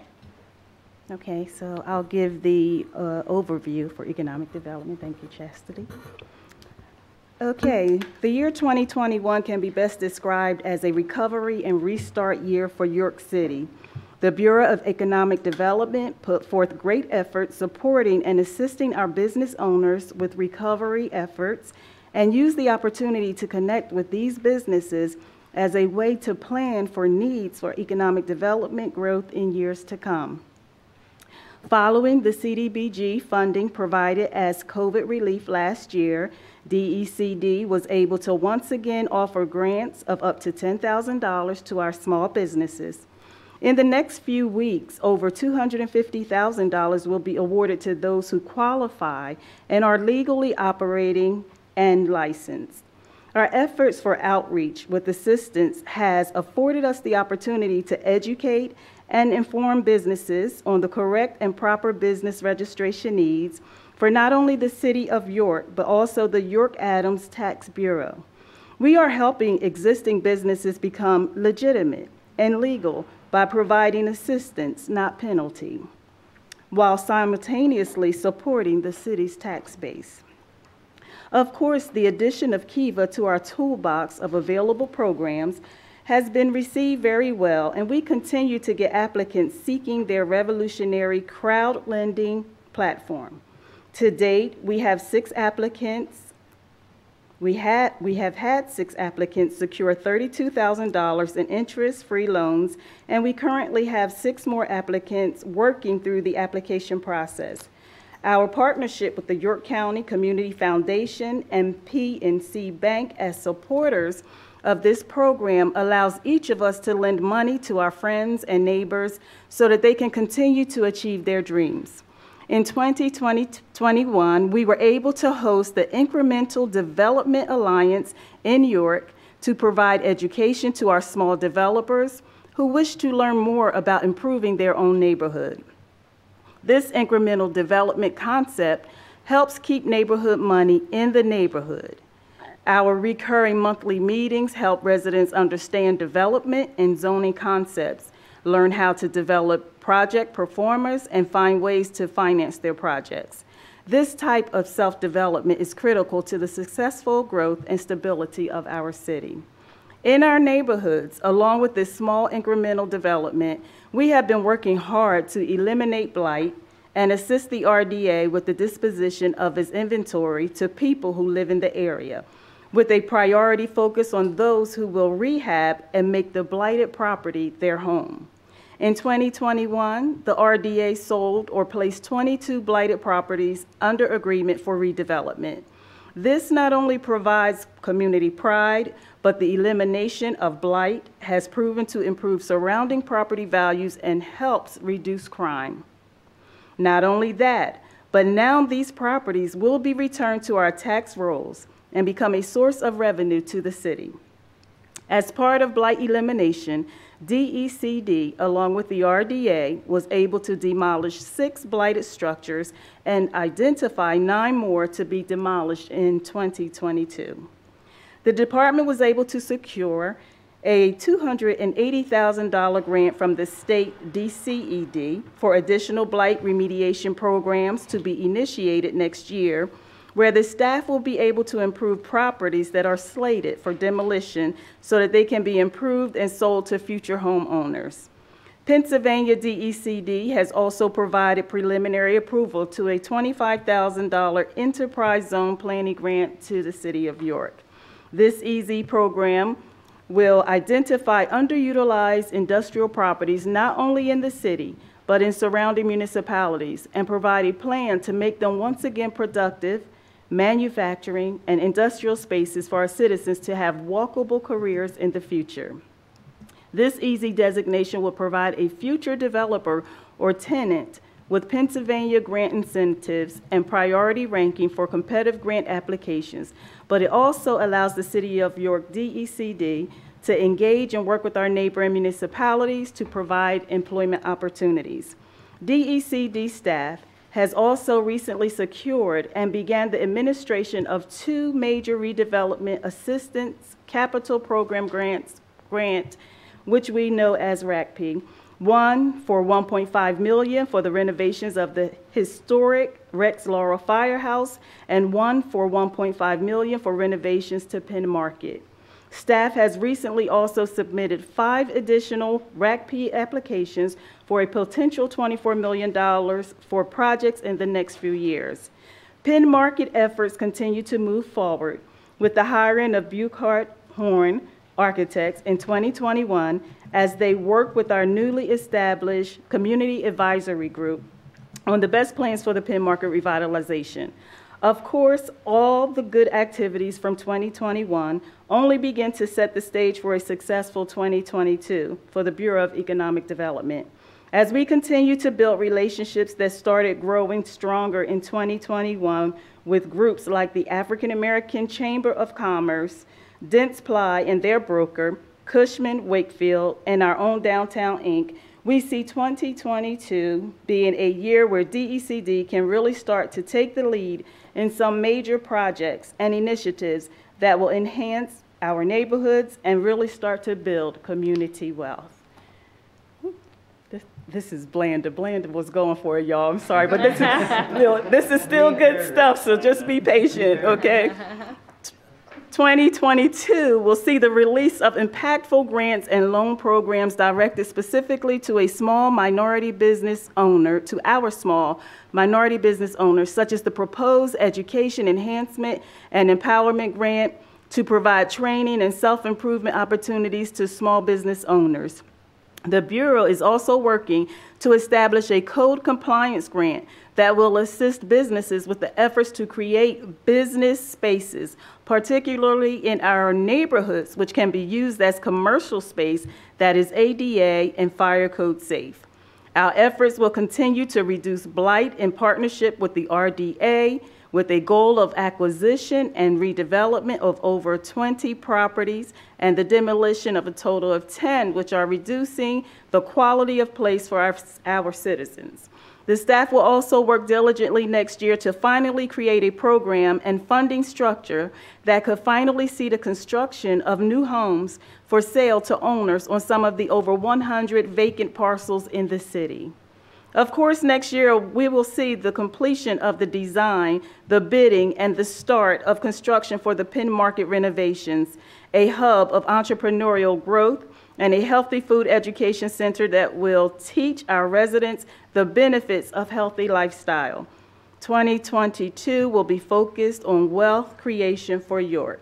The Bureau of ED will have a string focus not only on home ownership and small business growth and startup, but we will make strides to effect change and eliminate disparities in wealth throughout our community by creating careers, not just jobs, for our residents.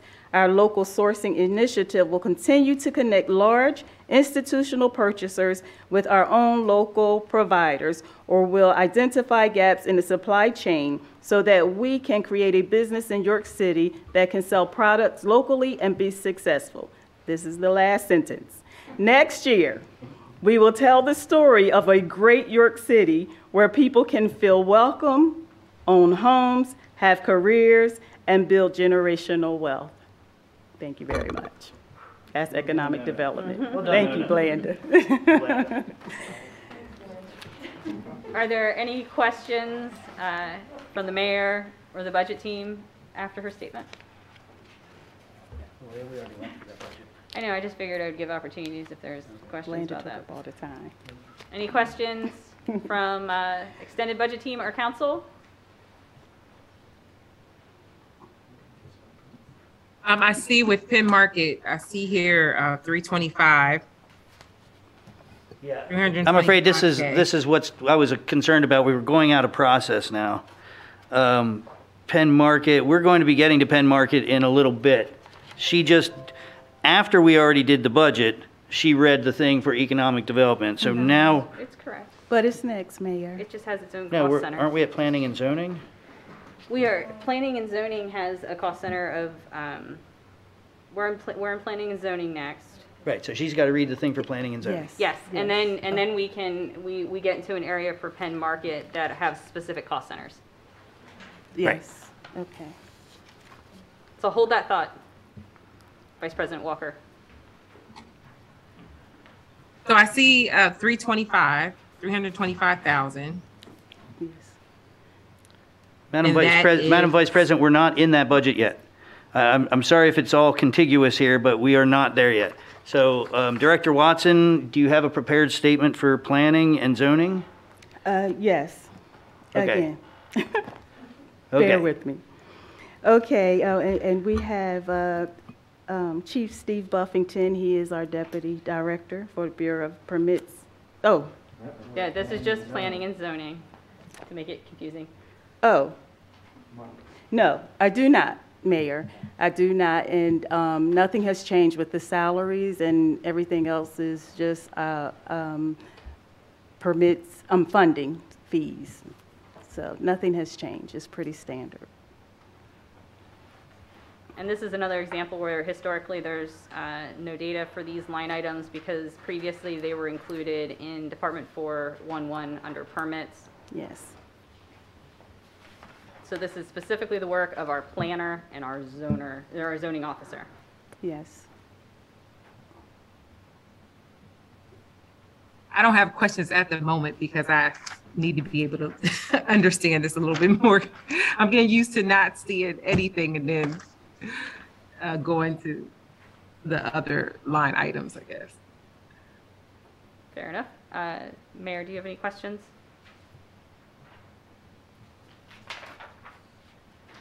No, I think we're all in the same boat on that one. That if there's nothing to compare it to from the prior years, it's very difficult for us to make an assessment. So is there anything that you want to explain of where this money where these expenses are coming from and where they're offset from prior years? Essentially, salary-wise, this is only representing the current salaries for the planner and the zoning officer, plus a cost of living adjustment that's included for all non-affiliated employees in the budget. So then the overtime would be associated with the zoning officer specifically because that position does end up occasionally working outside of or more than 40 hours in a week based on the requirements of the position. Then all of it is just the allocations associated with the fringe benefits for the positions. When we get down to the details on the top of page 152, then these would, to our understanding, and Jerry here on the team, he was specifically guided as to where to pull out the expenses that were combined with the rest of permits to identify just those that are traditionally for the planner and the zoning officer. So to our knowledge, there's no increase in these expenses from previous years. It's just pulling them out from the permits budget. So that includes the architectural engineering consulting fees, which I believe are specific to the zoning officer responsibilities. That's correct. I think you'll find those, it's still in planning or permits and inspection as well, but they were split. Right, you both have the expense, but this is the portion specific to the zoning officer and the planner's responsibilities. So Kim, I just want to say that our planner was not able to be with us tonight, but I do have here his information where he gave an explanation for everything if anyone has a question about any of it. Well, my only question is, what I'm looking at right now is looking at page 152 and 153 and trying to find the equivalent reductions on 153 for the increase of expenses I'm seeing on 152. Because essentially that's what we've done, right? We've pulled page 152 out of page 153. Correct. So there should be basically equivalent reductions. But the problem is that with 411, you had part-time people because we were taking the permits in-house that you didn't have, that are now, for the 2021 budget, we did not have, we started bringing the permits in-house. Right. And so we started hiring different people for the permits, but that's so you don't have a full year. So the 2022 budget has full year for those people. So you normally speaking you would see a decrease because that's exactly what happened there. We took them out of this budget and moved it over there. But the reason why you don't see the reduction is because the 2022 411 budget has the people who were hired during 2021 now full-time. Got it. And we're gonna, and so when we get down the road here, when we get to page 153 or 154, you're gonna show us where the increase in revenue is, right? Correct, yes. Okay. So From taking in-house all of those fees and permits and things. Okay, great. So like you can see attorney fees was $21,500. That's 42020, about the middle of page 153. So that shows the what's left in permits and inspections for attorney fees. Well, that's what was budgeted total last year. What's left, they only budgeted $5,000 this year, and planning and zoning kept 18 of it. Yeah. Okay. So those are the items that you're going to be able to more clearly compare to what was budgeted total for last year compared to what's still left in permits this year, and then what's showing up in the planning and zoning for this year. As Jerry said, when it gets to salaries, it'll be a little tricky because it's not quite apples to apples staffing wise from last year to this year. So when we get down to the total, 0384, is that then the end, and then these things are additional items just within DECD, or are they somehow in with planning and zoning? The bond issued, building rent, pen market, et cetera. Those are different cost centers. So they're within the umbrella of Economic Community Development Budget Department 400, but they are not specific to economic development or planning and zoning or permits. Okay, so essentially down to the number 417,263. That is, yes. That's where we're completing right now. That's specifically the budget, specifically the expenses. Below that is the total combined budget of revenue and expenses for planning and zoning of $389,038. So let's stick there, and then we can get to the next items, including Vice President Walker, your question on Penn Market.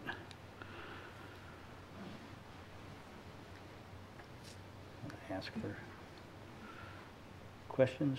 I don't have any further questions. Any questions from the budget team for planning and zoning? No. Any questions from the extended budget team and or council?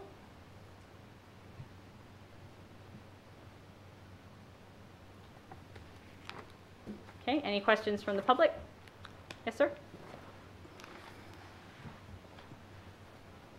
It takes $26,000 to educate a student in the city of York. It's one of the highest numbers, if not the highest in the state. If you talk to a superintendent of schools, he'll tell you that when they prepare the school budget, they count every new resident formation, attributing 2.5 students to the school system. Now, if it takes 26,000 to educate one, we're talking 2 times 26 is 52, and a half is $65,000. There's no single residence that I know of. Now, I haven't gotten into fire. I haven't gotten into police. But I'm saying to you that the very glowing terms, I'm all for everybody having good, decent, uplifting, but these words are words, not numbers. The creation of additional housing and the conversion of factories or other spaces to residences creates a burden on all taxpayers, because that 65,000 or whatever the police or whatever the other contributing costs are spread over the entire universe, and everybody's bills go up a little bit more. So I would ask that you consider that policy in planning and zoning and contributing to residential growth as opposed to business growth. Thank you. Any other questions from the public? All right, Nona, anything else for planning and zoning? Well, we have to go through the other fund, right? Yeah, I was just making sure she didn't have anything else. No, for I don't planning have and anything zoning. else. I don't have anything else. Okay. Now we are getting into specific cost centers that fall within this department. Was mentioned the bond issue visitor center is a cost center. That has an expense of $3,120, and that is specifically to help pay for rent for the visitor center in Central Market. And that's an agreement that I believe has been in place for quite a while, that the city pays for that. So that's what that specific cost line is for. Yeah, as you can see, if you go back, we were able to reduce that. We were renting that like corner space that is now the grotto part of Mezzogiorno, where they serve gelato out of. And now we have a booth. So we were able in 2019 to reduce, or 2020 to reduce that expense from $7,000 to around $3,000. All right. Any questions from anyone regarding that line item and that cost center? Okay, so the next one is cost center 00387. This one is under Fund 10, and it is specifically $325,000 from the general fund, with the intent to be paid from the proceeds of the sale of the plant to fund the match that's necessary for the RACP grant that Nona mentioned in the economic development description that is available, a total of $1.5 million for the renovation of the Penn Street Market. Mayor, did I get that? You got it perfectly. No questions from me. Any questions from the budget team? No. Any questions from the extended budget team or council?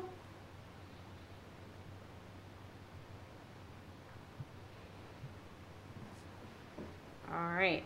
Oh, here she comes. Oh, okay. I'm looking to see, okay, we're on the expenses. Where is the revenue for the private donor commitments? Those are not in the budget yet. We have not received the letters of intent to add them in at this point. If they are received and documented before. Not only have we not received letters of intent, we haven't even applied for the grants yet. The grant cycle is coming up in December here.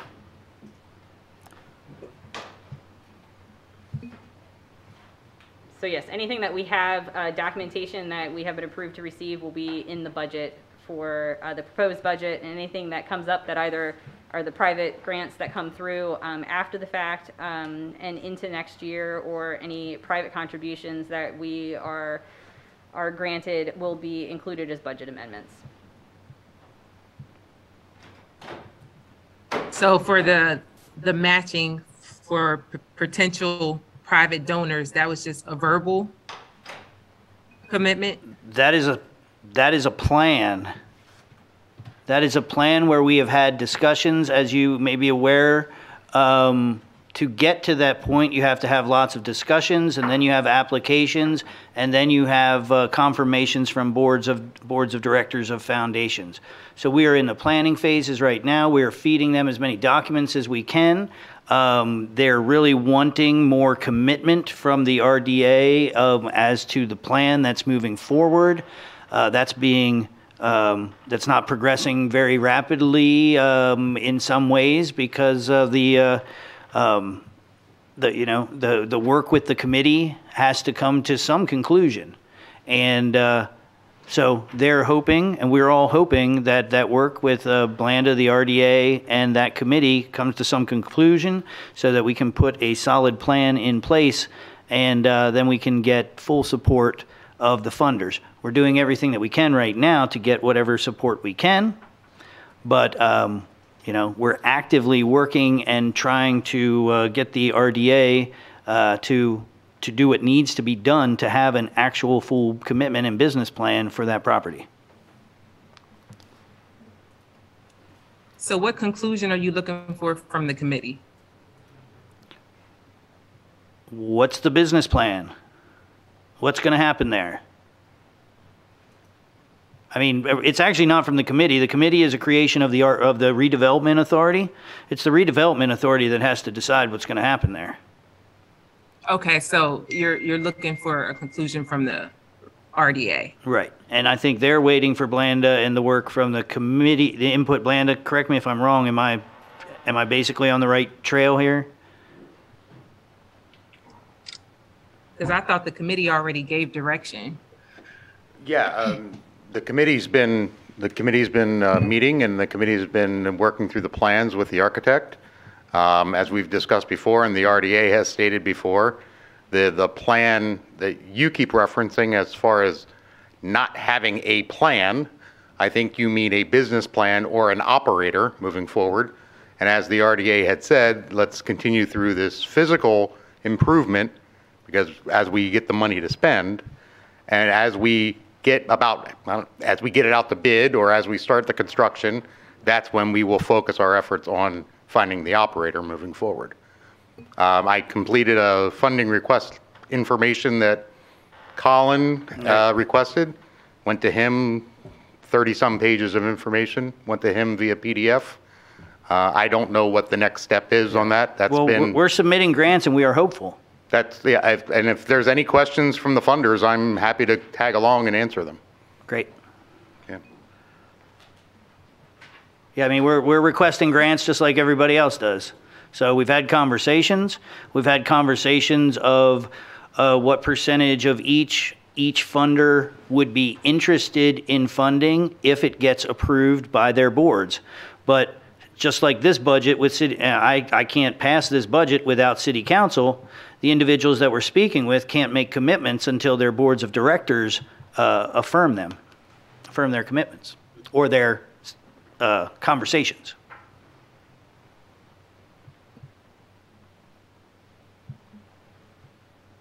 You faded out. Did you say I faded out?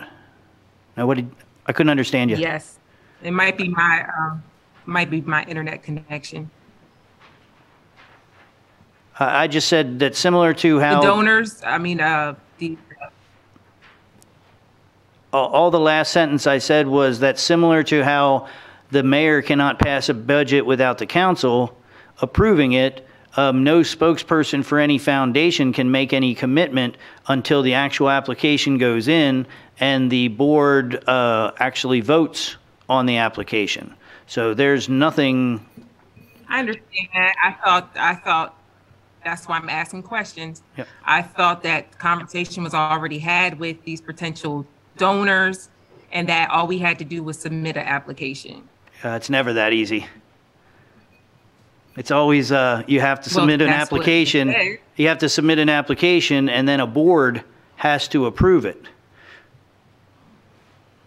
Well, I understand that piece, but it seemed like you were very confident when you said if we were able to take care of half, that these donors committed to the other half. And I'll stand by that. I understand it has to go through the process. I'll stand. If they agree to that, applications go in December, do you know how long the estimated time to hear back for approval would be? Did they discuss that with you? It would be likely before the end of the year.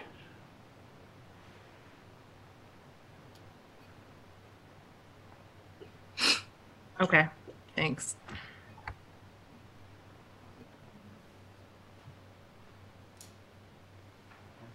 Any other questions from council? Any questions from the public regarding that line? Okay, that concludes the expenses associated with Fund 400, Department 400 and the general fund. Now there is a separate section for expenses that are allocated through Fund 29, which is specific to the American Rescue Plan Act. So at this time, I would just like to go through the process. My letters on this paper are much bigger than the numbers on the budget, so I can take my glasses off for a minute here. I'd like to go through the process that the City of York went through before we came up with what we have put in the budget here today. So the City of York went through a very thorough survey of 590 respondents out of 23,000 residents, which if you know anything about surveys or run it through the algorithm that you can find online, you will find that that's a 95% confidence survey. So surveys are not meant to find everybody. Surveys are meant to find a percentage that gives you a good idea of how confident you can be in the information that is in the survey. So 95%, that would be a pretty good solid A if you were in school. So we were happy with that. And then we had a variance of 4% on any given question, which is relatively minor. It really keeps things in the same order as we receive them. But what we found, and I won't go through them all, but we found people basically graded 30 different items of the kinds of things that they wanted to see. And so we took that survey and then put together an advisory group that had 12 members in it. And there were 4 African Americans, 4 Latinos, and 4 white individuals. And it ran from lower income levels up to higher income levels. And we believe we had a very good advisory group working on these items. And so without getting too much into it, the items that you are going to hear going forward, if they are associated with ARPA, they are likely items that were given to the mayor's office as advised by the committee, or I mean by the advisors. So I think moving forward, then that just gives you a little outline of the process. And again, we've been discussing grant processes a little bit. So we had $69 million worth of requests, and we had an approximate number of about $5 million that we were going to give out. Because the staff and the advisors kind of looked at these grants a little bit differently, looked at how you measured them through rubrics, we ended up with 2 lists essentially. And the way I reconciled those 2 lists was to fund an extra 6 projects, I think. There's only a difference in the lists of 6 different items. So we ended up putting those into the budget as well for a total of $5.501 million for the first round of grant making. Now this did also include city projects, because many city projects also fell under the survey requests. For instance, the number one thing that people requested was to have evidence-based community violence intervention programs, community-based programs to intervene and prevent violence and mitigate the increase of violence. Funding behavioral health counselors to assist police officers. These are things that would be city programs or city programs working with the community. So we had those folks, the department heads also apply. And I think 40-some of the applications were from within the city government and 80-some were from outside. So it was about 2/3 city organizations and about 1/3 the city departments that were applying for this funding. And so yes, out of 69 million, we had to narrow it down to 5.5. Almost nobody got what they wanted, because that's how grant making works, unfortunately. So we will be here to assist and make connections with other granting foundations to see if we can get match grants and things like that. We've already talked to those foundations and to the York Foundation about working together and how we could fund organizations and multiply the value of the ARPA money into more dollars. So instead of funding at 100%, we fund at 25%, and then the philanthropic organizations would potentially fund the rest. That's how we are hoping to multiply the impact of the money that we received. So out of the total 35.3 million, I think I misspoke on my message this morning. I said 35.6, but it was 35.3.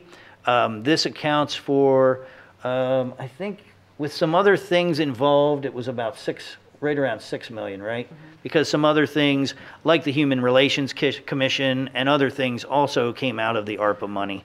So we're looking at an expense of around 6 million so far, leaving almost $30 million left. There will be another round of grant making, possibly more than one more round over the years coming forward. But I would expect that another round of grant making would occur in the late spring, probably, of this coming year. So if you did not if you do not hear that you have received the grant, please work with us. Melanie Baldwin is on the line there. She might have a little bit of advice she's at mbaldwin@yorkcity.org. If you applied for a grant, you already have her email. But there might be an opportunity to improve your grant application so that you can also apply for the coming cycle. Specifically on the bottom half of page 152, these are the internal department grants that were included from the committee's selections that were related to economic development in particular. So what's happened is every project has been given a cost center associated with the project for these internal departments. For the timeline we had with when the decision was made and getting a draft budget, they have just one line item that's under the object of ARPA projects. The goal will be for internal projects, they will have an itemized budget because we will need to know, they submitted an itemized budget in terms of, does this go towards architect fees? Does this go towards miscellaneous supplies? What of our line items? So this will be expanded upon for the proposed budget. But this does give you the idea of the dollar amount that essentially is being allocated for each one of the projects. I do want to point out Penn Market comes up again several times. Specifically, we have an additional cost center for 00429 from ARPA Penn Market. This was $200,000 that was awarded, recommended from the committee to support a total of 325 that was requested, which again is towards the match for the RACP grant.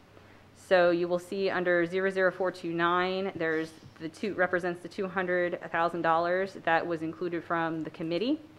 If you scan down a bit further, in addition, the ARPA funding that did come in, part of it allows the city to claim replacement for lost revenue that may have occurred from all revenue sources in 2020 and going forward related to the COVID pandemic.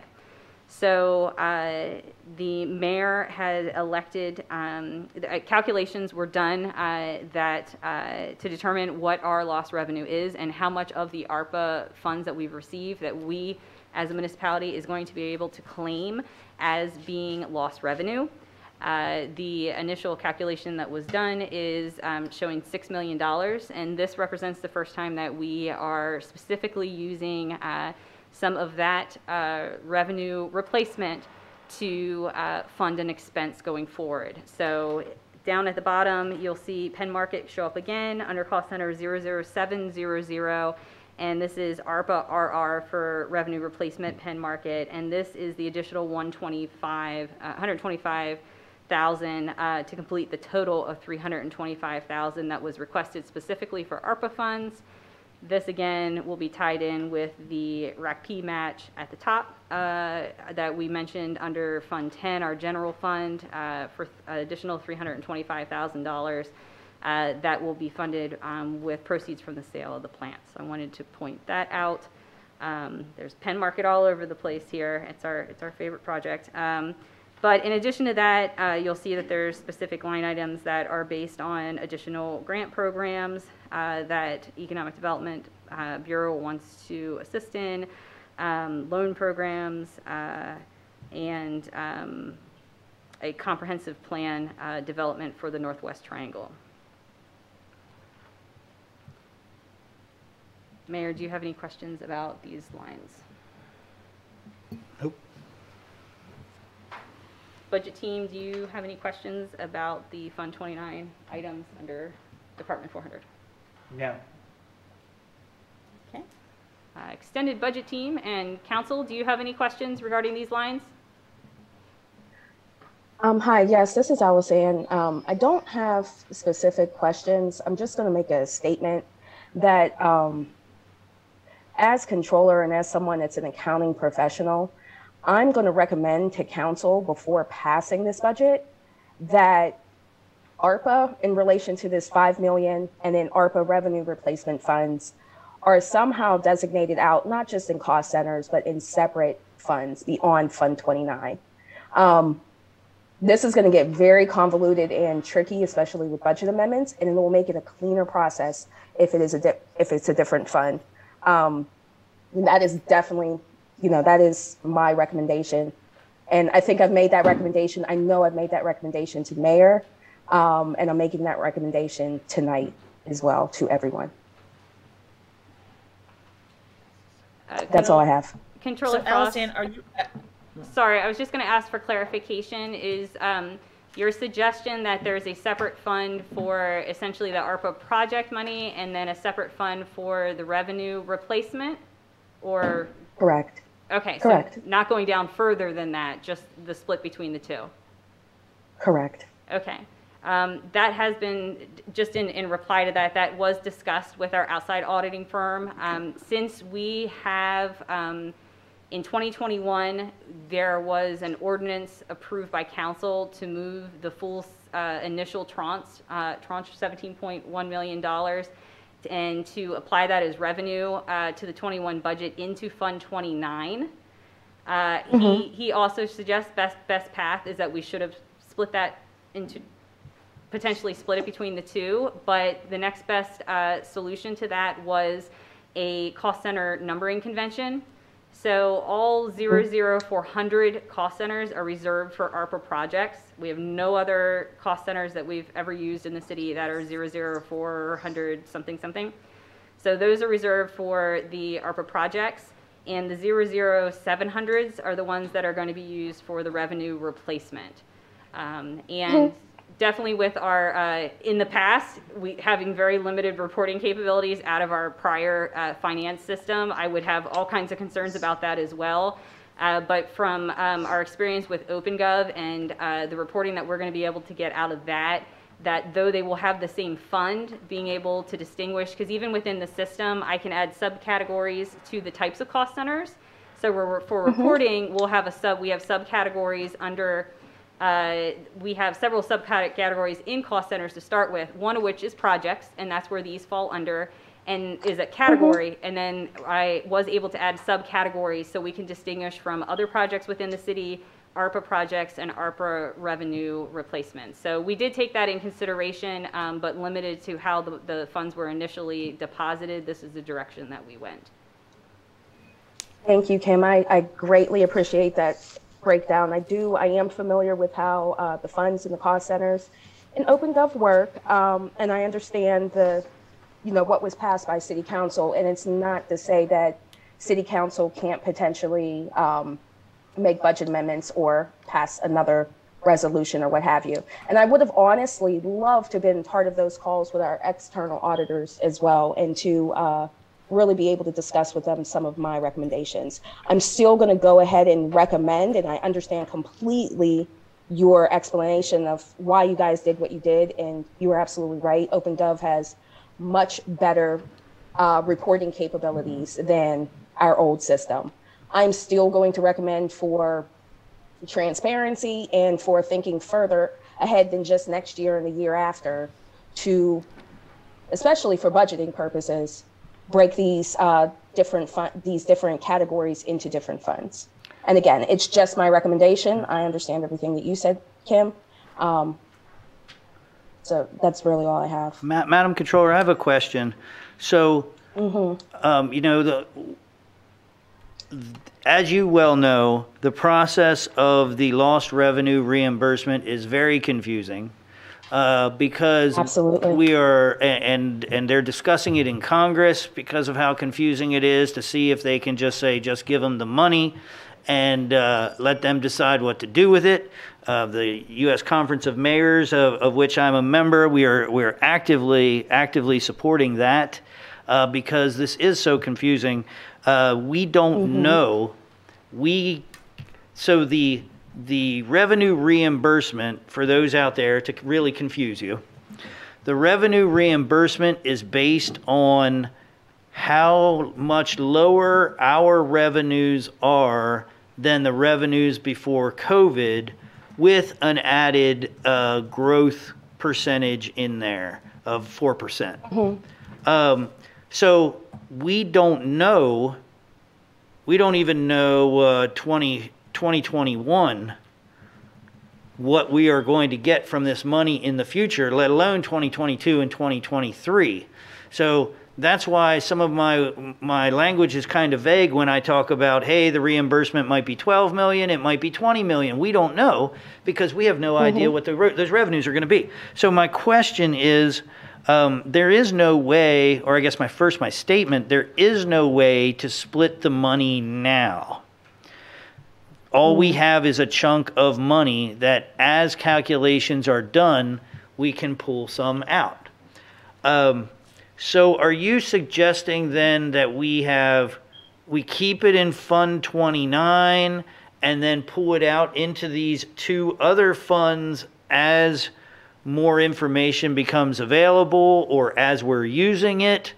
Or what is, you see where I'm going with this? What exactly? I absolutely see where you're going with it. And I think there's different ways that you can look at it. And that can be one, that as you're expensing it and utilizing it, you can.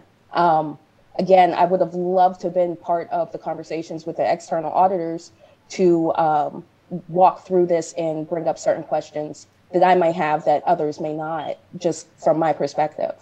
And it might have potentially changed their recommendation. It's kind of like with the wastewater treatment plant money, we have cash, but we're not recognizing that revenue until it's actually ours to use. So the same with the expenses. So you can essentially do that with these expenses. Right, but when we're recognizing the use, we're putting it right into the general fund, right? When we're recognizing the use of wastewater treatment plant allocated money. Yes, we've only used it once. Yes. And that went right to the general fund. Right. For the use of that, yes. It didn't go to fund, it went to fund, what fund did it go to? It went to Fund 10. It went to the general fund to pay off the debt of the general authority. So what's Fund 28?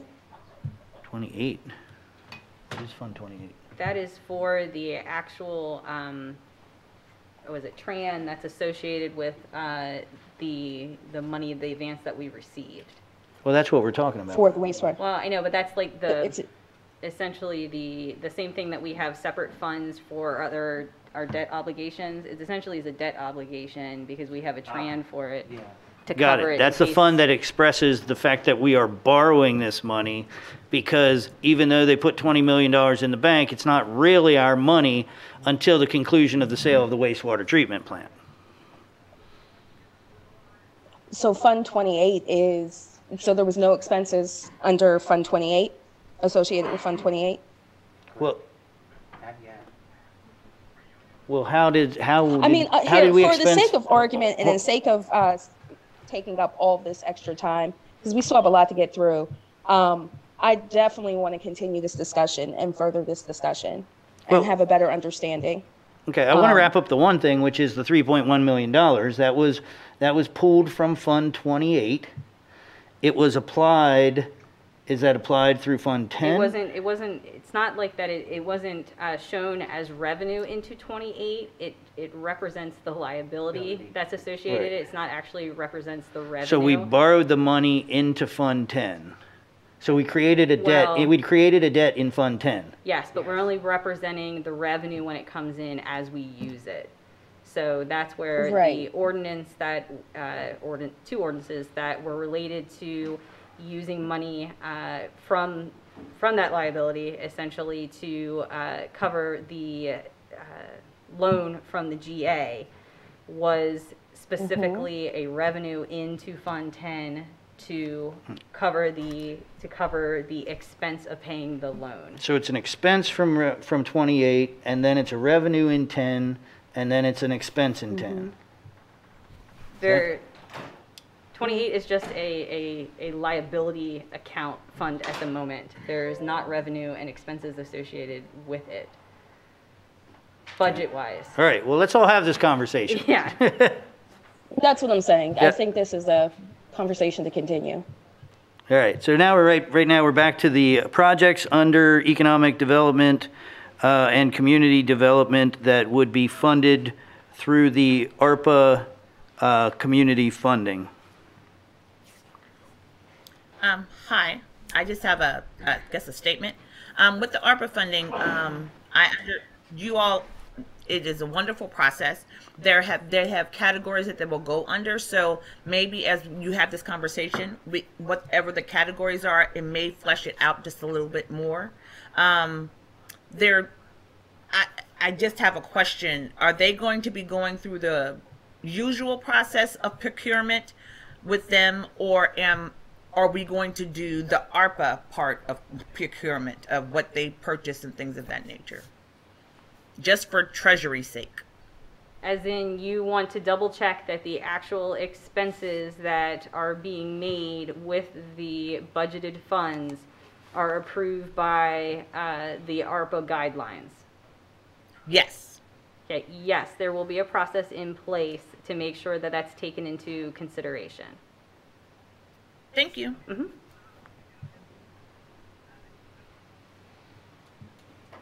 Are there any additional questions from council regarding the ARPA, the Fund 29 expenses in Department 400?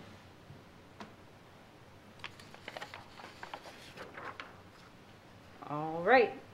We are then moving on to page 153 for what has newly been knighted as Permits and Inspection, Department 411.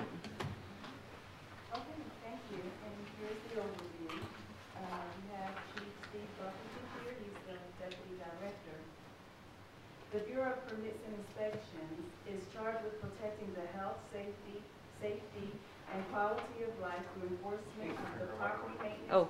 Nona, can you turn your mic on? Hello. There you go. There you go.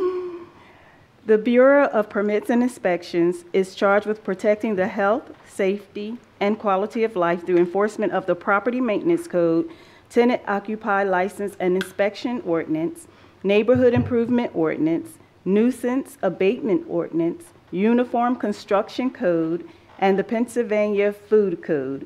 Year to date, the Bureau has conducted 19,339 inspections, issued 608 citations, 3,654 violation notices, and 1,480 neighborhood improvement ordinance tickets. 2021 has been a challenging but satisfying year for the Bureau of Permits and Inspections.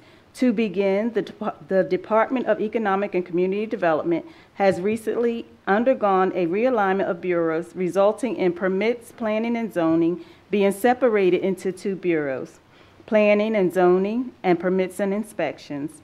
This will result in more efficient operations and better customer service. This year, we transitioned all third-party inspection activities back in-house. This includes tenant-occupied property licensing and inspections, grease interceptor inspections, and all uniform construction code inspections. In addition, the health and sanitation officer and food sanitarian were placed back in our bureau. We have created 3 divisions within the Bureau to include the Property Maintenance Division, Uniform Construction Code Division, and the Health and Sanitation Division. We currently have the following inspection staff: 10 property maintenance inspectors, 1 part-time property maintenance inspector, 2 assistant building code officials with 1 vacant position, 1 health and sanitation officer, and 1 food sanitarian. It is important to note that although we have increased staffing to bring all these activities in-house, we are still able to cover all our operating expenses through the revenue that is generated by these programs. We have created a work schedule that has 2 full-time property maintenance inspectors assigned to a Tuesday through Saturday 9 a.m. to 6 p.m. work schedule. This allows us to have 2 inspectors dedicated to Saturday patrol to address trash and other quality of life issues that occur on the weekends. Although we have accomplished much so far this year, we still have several goals to be met for the remainder of the year. The city has purchased a new software package that includes a code enforcement module. Our goal, which the Property Maintenance Division is working on diligently, is to transition the tenant-occupied license and inspection process to this software. This will allow electronic renewal of licenses and will track and organize the inspection process. We are on track to meet this goal. Additionally, this software will handle all permitting, and it is anticipated that this will be up and running at the beginning of 2022. Through this software package, we will be able to more efficiently track permitting and inspection activities in the Uniform Construction Code process, and again allow customers to obtain permits electronically. In 2022, it is our goal to review our health and sanitation, which is restaurant inspection process, and to make any changes to ensure that we meet all our inspection obligations. This has been an issue for many years, and we believe that we are able to resolve it through improved policies and procedures. This is of great importance to ensure that we give our staff the opportunity to succeed while protecting the health of our community as it relates to food safety. We have learned through dealing with COVID-19 that it is imperative that we have an operational plan that allows us to continue our critical mission during times where staffing may be reduced due to emergencies, illnesses, or natural disaster. To meet this need, it is our goal to begin a cross-training program that will give us the ability to adjust personnel assignments to cover mission-critical activities. An additional benefit to this is that it will give our employees an opportunity to train for advancement. That's the overview for permits and inspections.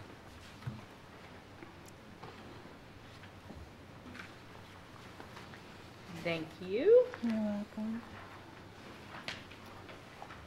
Did you have a specific plan for reviewing any of the revenue or expenses?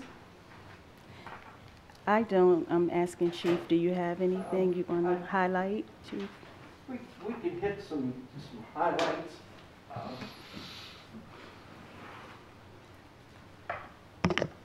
Good evening, Steve Buffington, Deputy Director of Economic and Community Development. Kim, can I start with a quick question? Sure. Late last week, I think it was brought to my attention that there's approximately $230,000 worth of revenue that was not credited to our department or our bureau that came through City Grows. That the Controller's Office is working on correcting that. So, Mayor, there's some more dollars. Okay, as in for 2021's budget. For 2021, being yes. Applied to your budget. Okay. Yeah. Yeah, because this revenue is less than last year's. Correct. While we're hiring more people and taking on more tasks, right? Yes. Or has that all been completed this year, and that is all what is expressed between 20 and 21? Has there been any more or is there? We are all 100% in-house right now, right? We are 100% in-house, yes. So the revenue that I'm looking to increase happened between 20 and 21, but then we're not seeing the expenses change until 2022. Correct. Yes. And, you know, although we did permit revenue a lot better than I anticipated through COVID, it still, I think, could have been better. But again, you add $230,000 to that, it'll look a little bit better as well. I think one increase for next year will be the second assistant building code official to handle uniform construction code, plan review, and inspections. That was approved this year, but till we get through the hiring process and everything, I don't think anything's been put in this year's budget for that. So that'll show in next year's. Added. But again, with inspection fees, permit fees, that's self-sufficient. I'm anticipating that we will be able to balance out revenues in the tenant occupied and licensing and inspections between what we call the odd year and even year cycle. It's really disproportionate now. As it was out in the third party, it wasn't as critical to them to balance that workload, where for us it's going to be a little more critical to balance that out so everybody's working equally every year. So that revenue was a little hard to anticipate for next year, just because we know we're going to have to make some adjustments in inspection scheduling for next year, because it's through the roof for the number of inspections that are required next year. And I do just want to make note that for Fund 10 expenses on total on page 154, it does show a surplus of $135,522. Now, as was just noted, the additional assistant BCO has not been added yet, so that's probably going to eat it up. But from everything we can reevaluate if the new information that you received revenue-wise that was not showing as our budget, your reference years, if there's any adjustments that need to be made to your revenue for next year as well. Yes.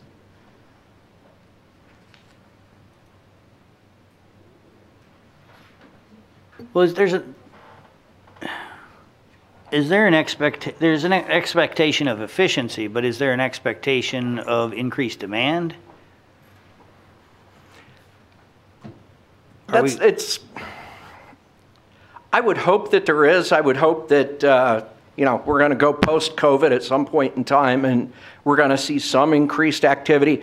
Although, again, I don't think we saw the decrease in permit activity that we really thought we were going to see for this year. I mean, it's down some, but not horribly. But to the best of my knowledge right now, there's no really big projects that are definitively on the horizon for next year. So I didn't really account for any huge projects next year in the revenue for permits and plan review and such. Hopefully we'll get some news that some more projects are going to take off. I know we have some in the works, but just nothing that's been committed to at this point in time.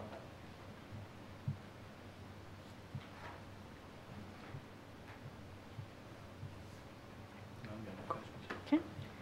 Just a further note, as I just referenced, that there's Fund 10. Our general fund expenses are represented with the totals on page 154, and then that goes into the ARPA fund, Fund 29 expenses, and that includes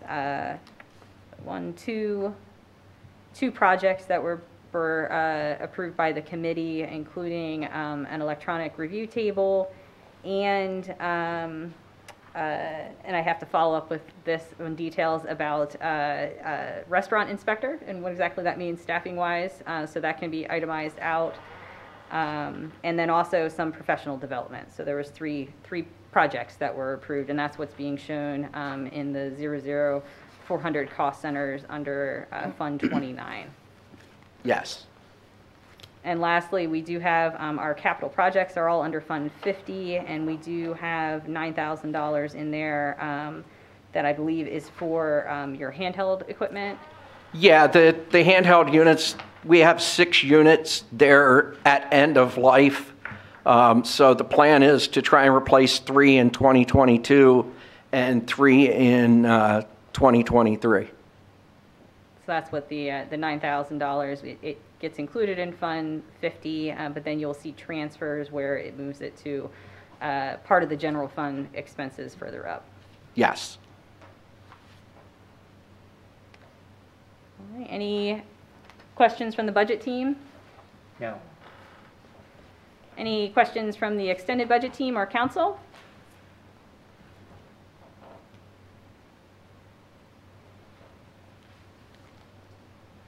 see if any mics are being turned off. Any questions from the public? All right. Thank you, Chief. And Nona, back to you. Okay, up next we have the Bureau of Health. Monica Kruger is the Deputy Director. The mission statement is to promote and protect the health and well-being of York City. Can you hear me? Thank you. The Bureau of Health develops an annual health plan that describes our services and goals. You can find that plan on the city's website at yorkcity.org. Bureau of Health summary. The City of York Bureau of Health sits under the Economic and Community Development, one of 5 departments directly reporting to the mayor. The Bureau of Health is one of the 10 local Act 315 county municipal health departments in the Commonwealth of Pennsylvania. Prevention is key. Utilizing evidence-informed approaches as staff engage with our residents in education and community events through various programs.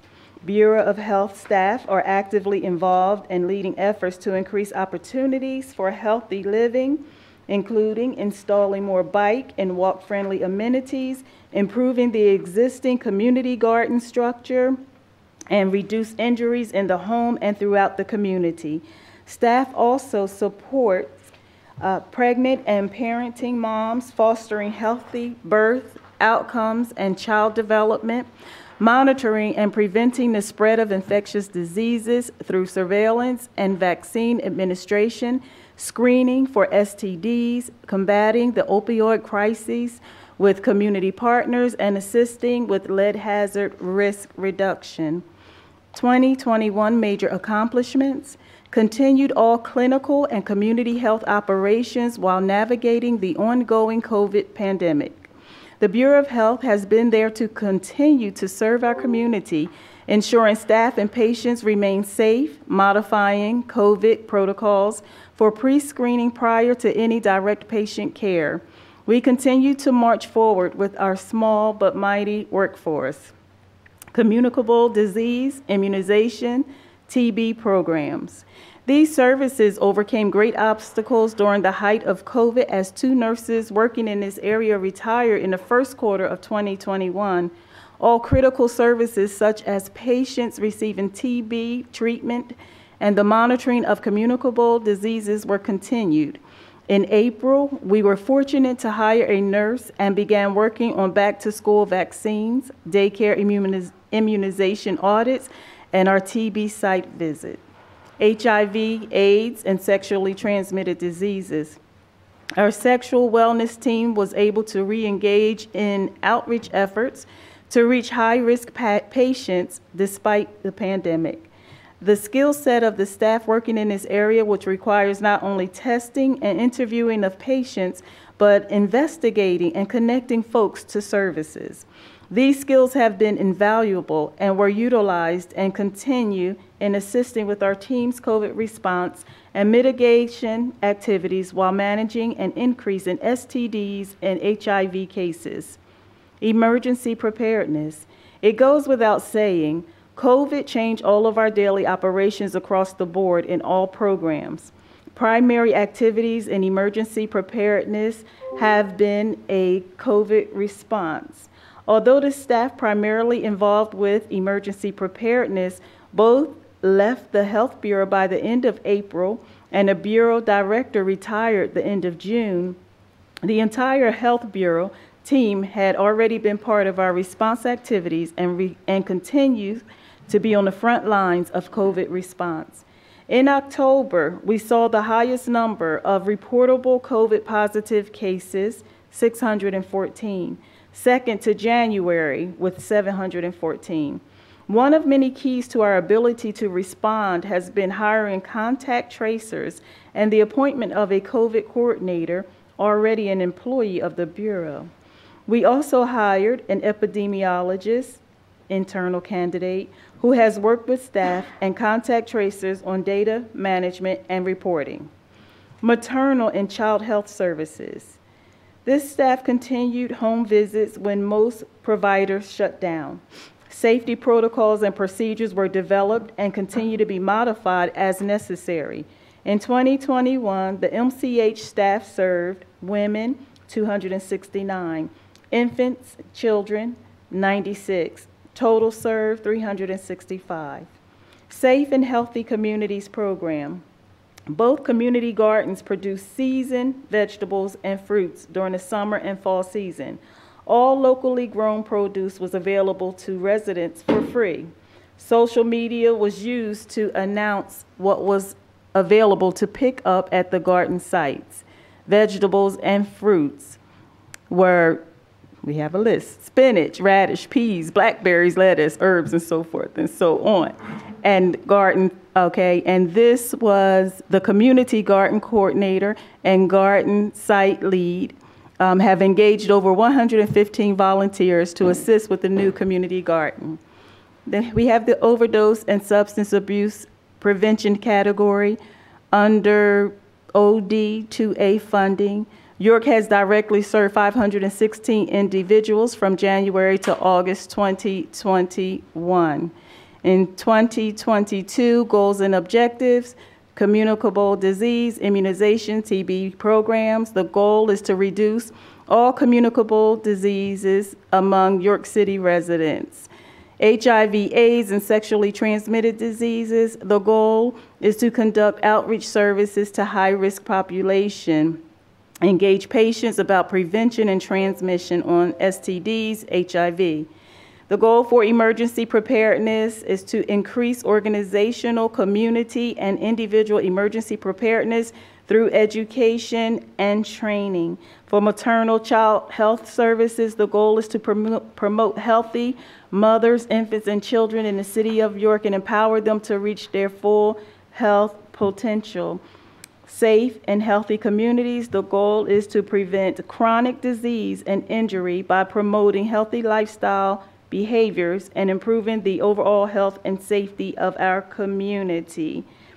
2022 increase, decrease in revenue. Secured COVID-19 response funding with some extended through June 2023. We are waiting on 2 of the contract agreements from the state. Number 2, our existing grant funding for community health, clinical, and environmental health programs remains stable and secure for the 2022 budget year. 2022 increase, decrease in expenses. Number 1, increase in expenses due to COVID-19 response funding related activities, including staffing, subcontractor services, supplies, support of vaccine clinics, etc.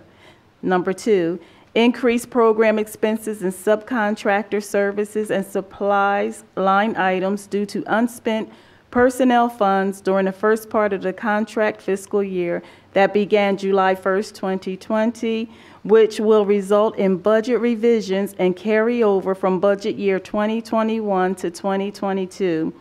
We hope to be successful in our recruiting and hiring efforts for the new positions through COVID funds, which will reduce the amount of personnel costs that we will need to shift to subcontractor services or other lines in order to not leave any unspent funds.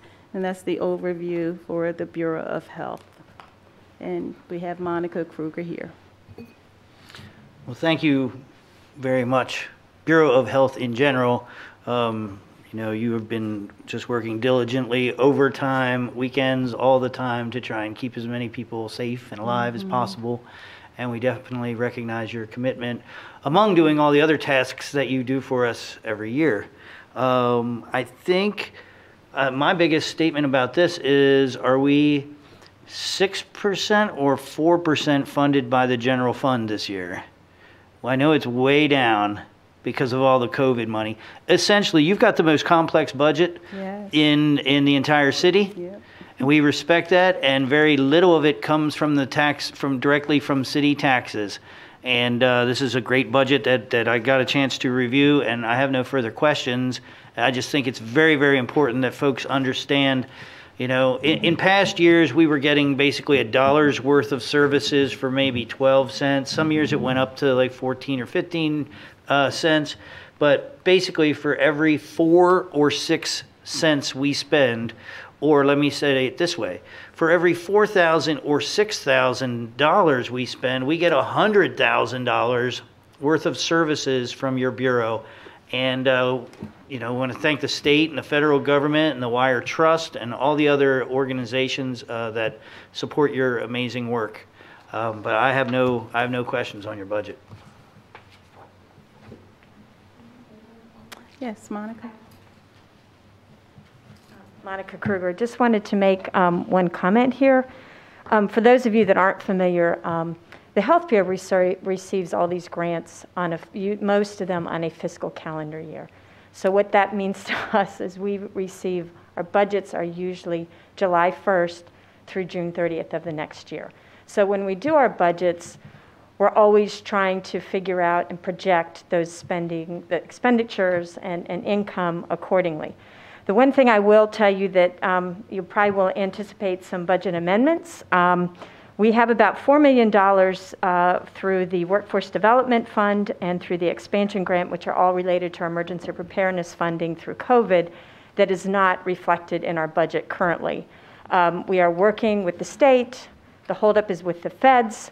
We had money that has definitely been allocated to us. However, as what typically can happen with governments is we were told we had funding to spend in certain ways, such as to support the collaborative vaccine clinic we have at Family First Health. And then all of a sudden it shifted, and paying fund streams, they're saying, no, that should come through your immunization funding. So really the only purpose of me standing here is to let you know that I continue to work with Sam, with the state, who's now working with the feds, to figure out, this is money that we should have actually seen in July 1st. So there will be some budget amendments. We continue, as you all do, to work with those people that are making all the decisions at the higher level, at the federal level, to actually get these funds in and spend them where they need to be spent. So that's all I wanted to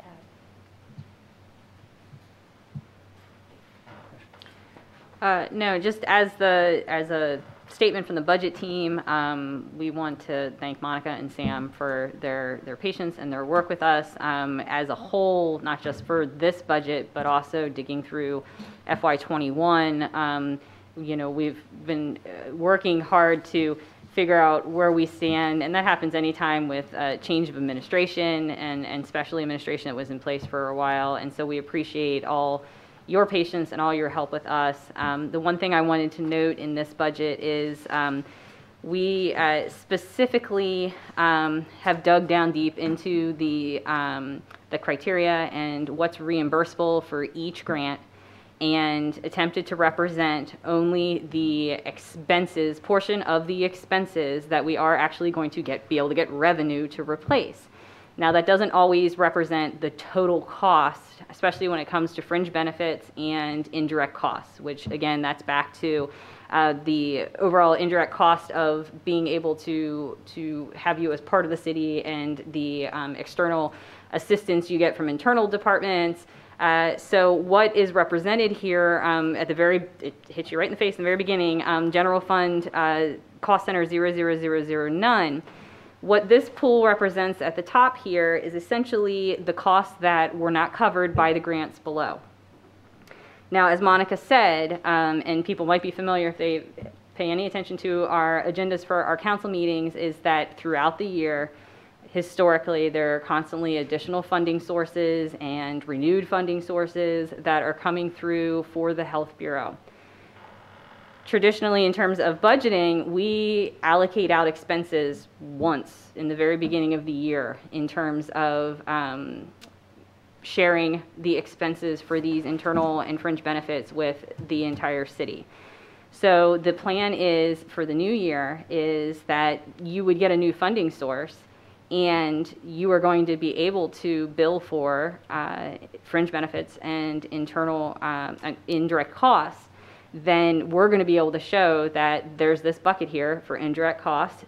This is going to relate to the work that's being done for this grant, and you're going to have a place that when we add the budget for the new grant or the new funding source renewed, that we're going to be able to move over some of this bucket from 10,000 into that grant. And so the goal is by the end of the year is we're really going to see how much is actually covered by the general fund out of that dollar scenario that the mayor says. And of course, our goal is to make that as little as possible. And I think this is the best way that we're going to be able to really, it'll help the unbelievable work behind coming up with a budget and actually putting the program in place that the Health Bureau does, and then have to come back and have to bill the state or the feds in order to get money back is unbelievable. So it's twofold, the work that was put into this, so that we have a better transparent budget, that they have a better working document to go off of throughout the year. It's easier for finances in terms of where expenses are coming from and where you're gathering the expenses for reimbursement.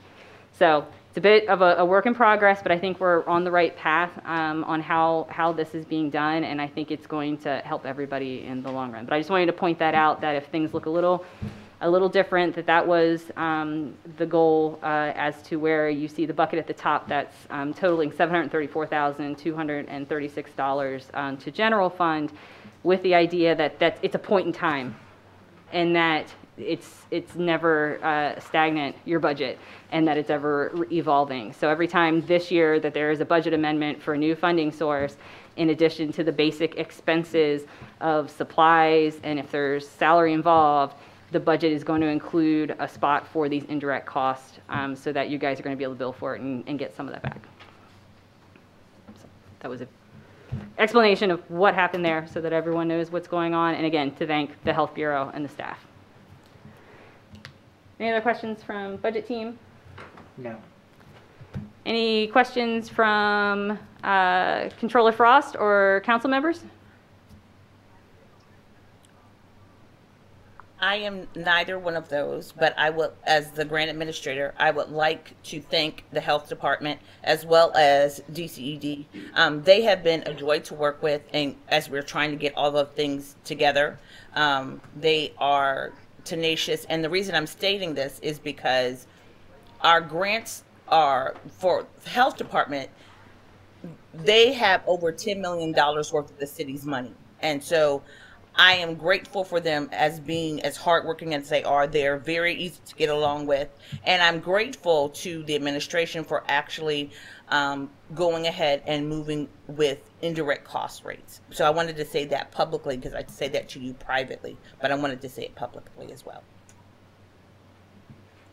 Thank you from all of us. Any public comments or questions? All righty. That will conclude the Health Bureau, and we will move on to the last page 161, the last Bureau of Economic Community Development, which would be Housing Services. All right. Okay. Sitting next to me is James Crosby. He is the Deputy Director for Housing. The Bureau of Housing Services works towards the vision that all York City residents can find affordable homes and have equitable access to housing. We are tasked with not only increasing affordable housing, but promoting home ownership and managing resources that support community development. BHS is the administrator of U.S. Department of Housing and Urban Development funds, to include Community Development Block Grant, we know as CDBG, and Home Investment Partnerships, we call HOME. We have been a HUD participating jurisdiction since 1994. The amount of funding is based on a formula provided by HUD. The Bureau is entirely funded by these allocations and receives no funding from the city's general fund. This Bureau is comprised of 2 1/3 employees, a deputy director, program funding analyst, and office coordinator. In addition to community outreach and developing partnerships, our primary responsibilities are the planning, management, allocation, compliance, tracking, and reporting on both the Community Development Block Grant and the Home Investment Partnership Grant. CDBG and home funding creates jobs, provides housing, new construction, rehab, and home ownership, rebuilds infrastructure, and helps to support economic development. In 2021, the City of York received an allocation of $1.5 million in CDBG funding and $544,000 in home funding. This marked an increase of $33,000 in CDBG funding and an increase of $75,000 in home compared to 2020. Each year, the City of York must submit an annual action plan to HUD, identifying the programs and activities for that fiscal year. This annual action plan goes through a formal development process. It is vetted by a citizen advisory committee and ultimately receives the review and endorsement of City Council. Both sets of funding must be committed and utilized within a prescribed timeline set forth by HUD. Both programs require a very arduous compliance monitoring and reporting system, and both are audited by HUD annually. Because these funds are allocated and committed annually, but not necessarily spent annually, we carry unspent allocations in our budget, and we roll over unused portions through the next grant contract period. In 2021, we have committed CDBG funds to activities such as the Literacy Council to provide GED education and testing, the Community Trust Fund for new business development and education. Utilizing CDBG and home funds jointly, the City of York provides free home buyer workshops and counseling to include eligible city residents. Down payment and closing cost assistance are also available for income-eligible first-time home buyers who have completed the home buyer workshops and are purchasing a home in the City of York. CDBG funds were also utilized to invest in our infrastructure. Street repairs and park improvements are the responsibility of our Public Works Department. And we recognize that allocating funds to support our city also contributes to economic development, impacting our neighborhoods without tapping into the city's general fund. In 2021, our city's commitment of home funds will contribute to Thaxton Park 2, which is scheduled to settle November 2021. This project will add an additional 50 new affordable rental housing units in our city. In 2021, we made available 2 new programs for York City residents. CASA offers a wide range of linguistically and culturally appropriate services for city low-income Latino and immigrant residents. A total of 320 people will receive employment work readiness services. 400 people will receive financial literacy counseling. 350 will receive tax preparation assistance, and 15 high school students will be enrolled in a program that will prepare them for higher education. We are also offering a new rehabilitation grants program entitled Home Upgrades for Seniors. The program is designed to provide one-time grant funding not to exceed $7,500 per household to qualified York City residents 62 years and older to address necessary home repairs and safety modifications. Interested applicants should contact Kim Walston, York County Planning Commission. You can find the information on our website, yorkcity.org. The year 2022 is the second year of the Bureau's third-year plan. Changes to our CDBG and home activities will occur in 2024 when the next 3-year cycle begins. HUD entitlement funds are absolutely critical to our communities, and we encourage everyone to advocate for increased funding from the federal government.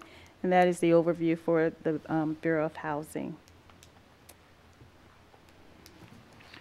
Well, I misspoke. Mr. Crosby, your budget is 1 page longer than the Bureau of Health. So you are, but fewer moving parts, I think. Yes, but no, I have true. no real questions on here. I think the only comment that I have is if it would be possible within the budget to have a little bit more description in the line item names, because there's a lot of things here that are just, you know, without the without the kind of the comment section that we used to have. Yeah. You know, it's really hard to know what I'm looking at. Luckily, I know personally, I know through the years that you're doing what needs to be done, and you're checking in with everybody, and we're all working together on this. But if I were to be just someone, for instance, like City Council, and just looking at this budget, I would have I would see a lot of things that don't give me enough description to make sense. Okay, thank you, Mayor.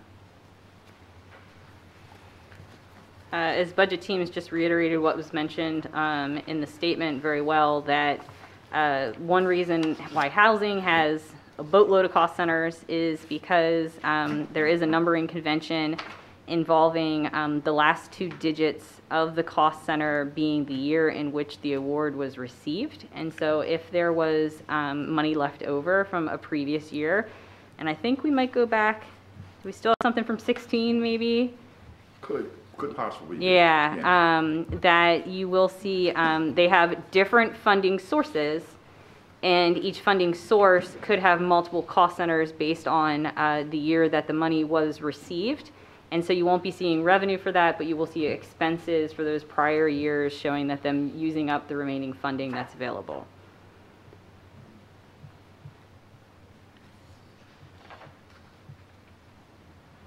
Past that, yes, the descriptions in terms of the objects, yes, it does end up looking very repetitive and confusing, and we could look in terms of maybe expanding them in our chart of accounts for further detail. So we can work on that together then for the future. Past that, this budget, as it's stated, is completely funded.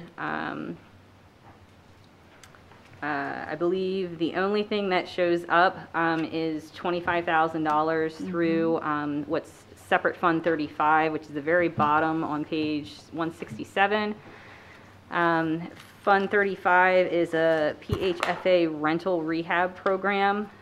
This is a separate program that we received funding for in the past that they're anticipating using $25,000 of it in 2022 for specifically subrecipient grants for the DCED Chestnut Street project. Our in-house experts on that potential fund unfortunately was not available, so we will confirm that there is no that there is fund balance left in order to pay for these expenses, and that there are no needed revenue to be added. But if it wasn't for that, it would be zero at the bottom. Right. Almost. Was that allocation made independently of the ARPA allocation that is being that the advisory group made? Yes. Okay, so I mean that really solves that problem if there's a problem with it. I mean, you put Right. you put 25,000 in your budget. We put 500,000 in ours. So. Yeah, real quick review in our current financial system shows that revenue came in last in 19, so we just need to confirm that there's money left over. Otherwise, yes, it looks like we have another home for it if not. That's my only comment. Any more comments from the budget team about housing? No. Any comments from Controller Frost?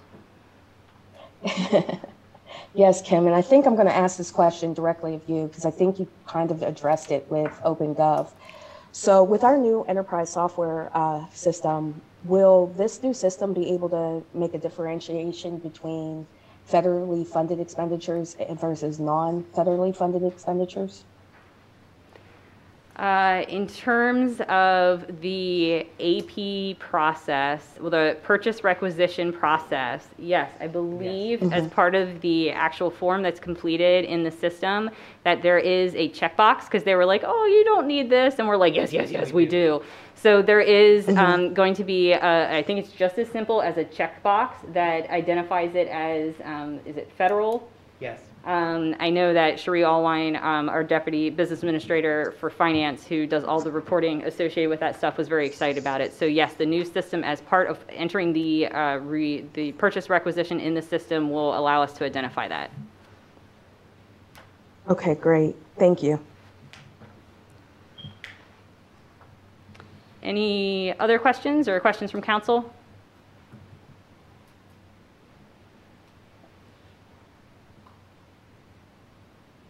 Nope. All right, that concludes economic and community development as a department. Thank you. Thank you very much. All right. Just want to say thanks to the team as well. Good night. All righty.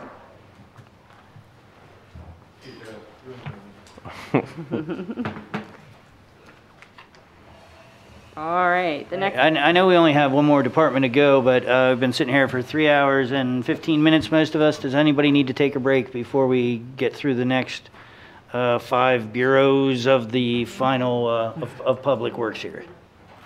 Yes, please. All right, let's take 5. All right, one more department to go.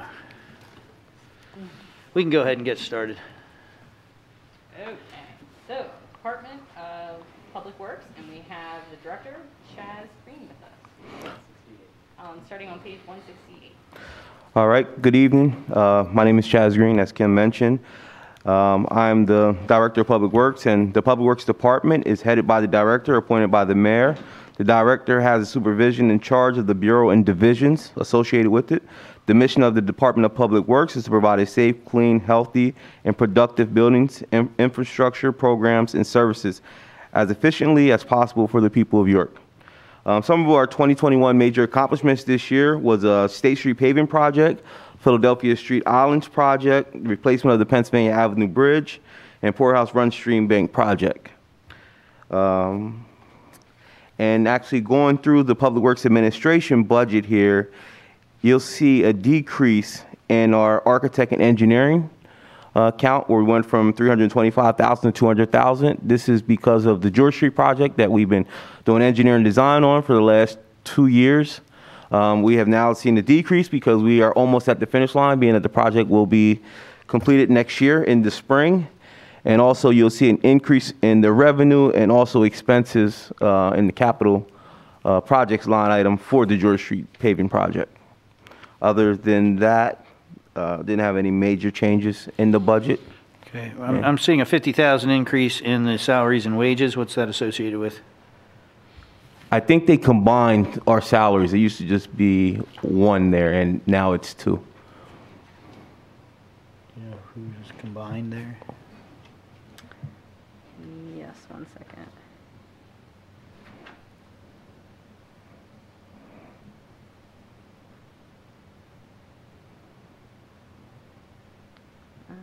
Let's see here.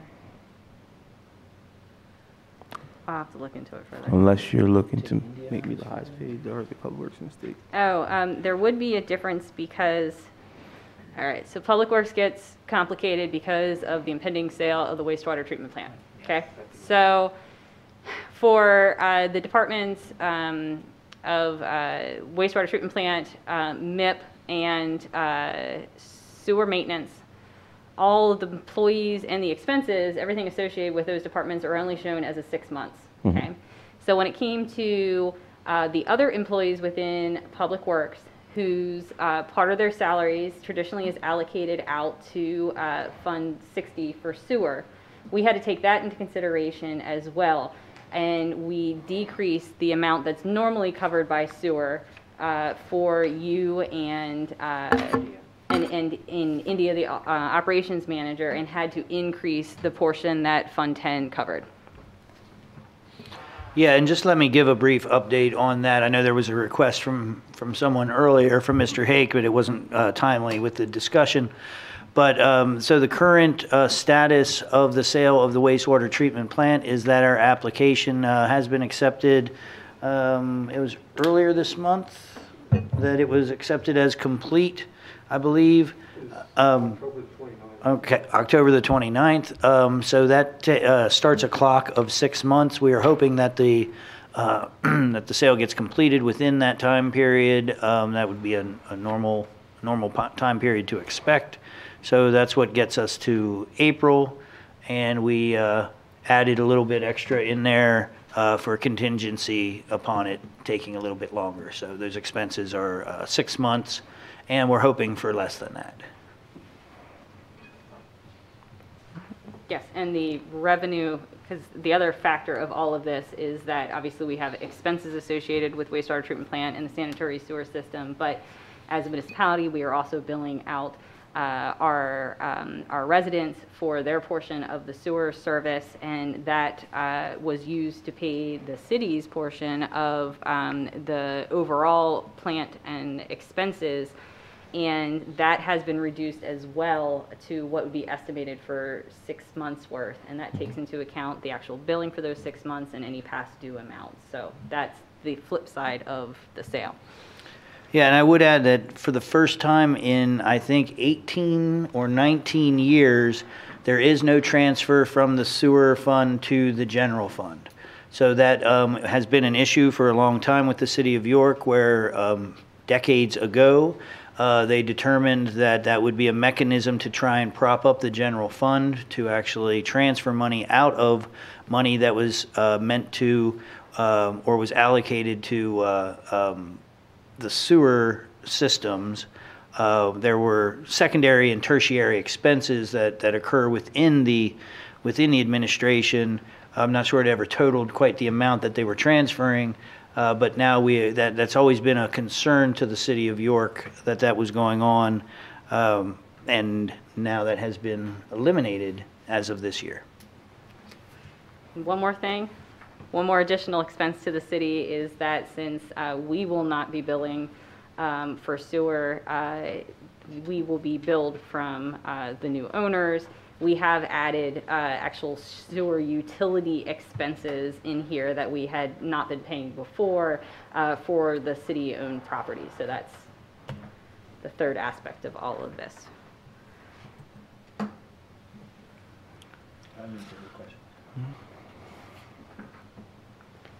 Anything else from the budget team? No. And just for the public, you will see that just the basic 420 for Public Works Administration is where pretty much 95% of all the utilities that we pay for our city properties come from, and you will see the addition of the object 44065 for sewer and how there's no history before because when we were managing the system, we didn't bill ourselves for the expenses, but now we've worked that in for 6 months of expenses for the second half of the year. Are there any questions from Controller Frost? I have a question, but it's not specifically related to Public Works. It's related to the budget overall about the pooled accounts. So I can save it to the end. Okay. Does any council member have questions about the Public Works admin budget? Yeah, by the way, we will be accepting questions if you want to email anything and try to have responses before next Tuesday. So anything that you want to email to the administration, we'll do our best to have answers for you. All right, no questions from council. Any questions from the public?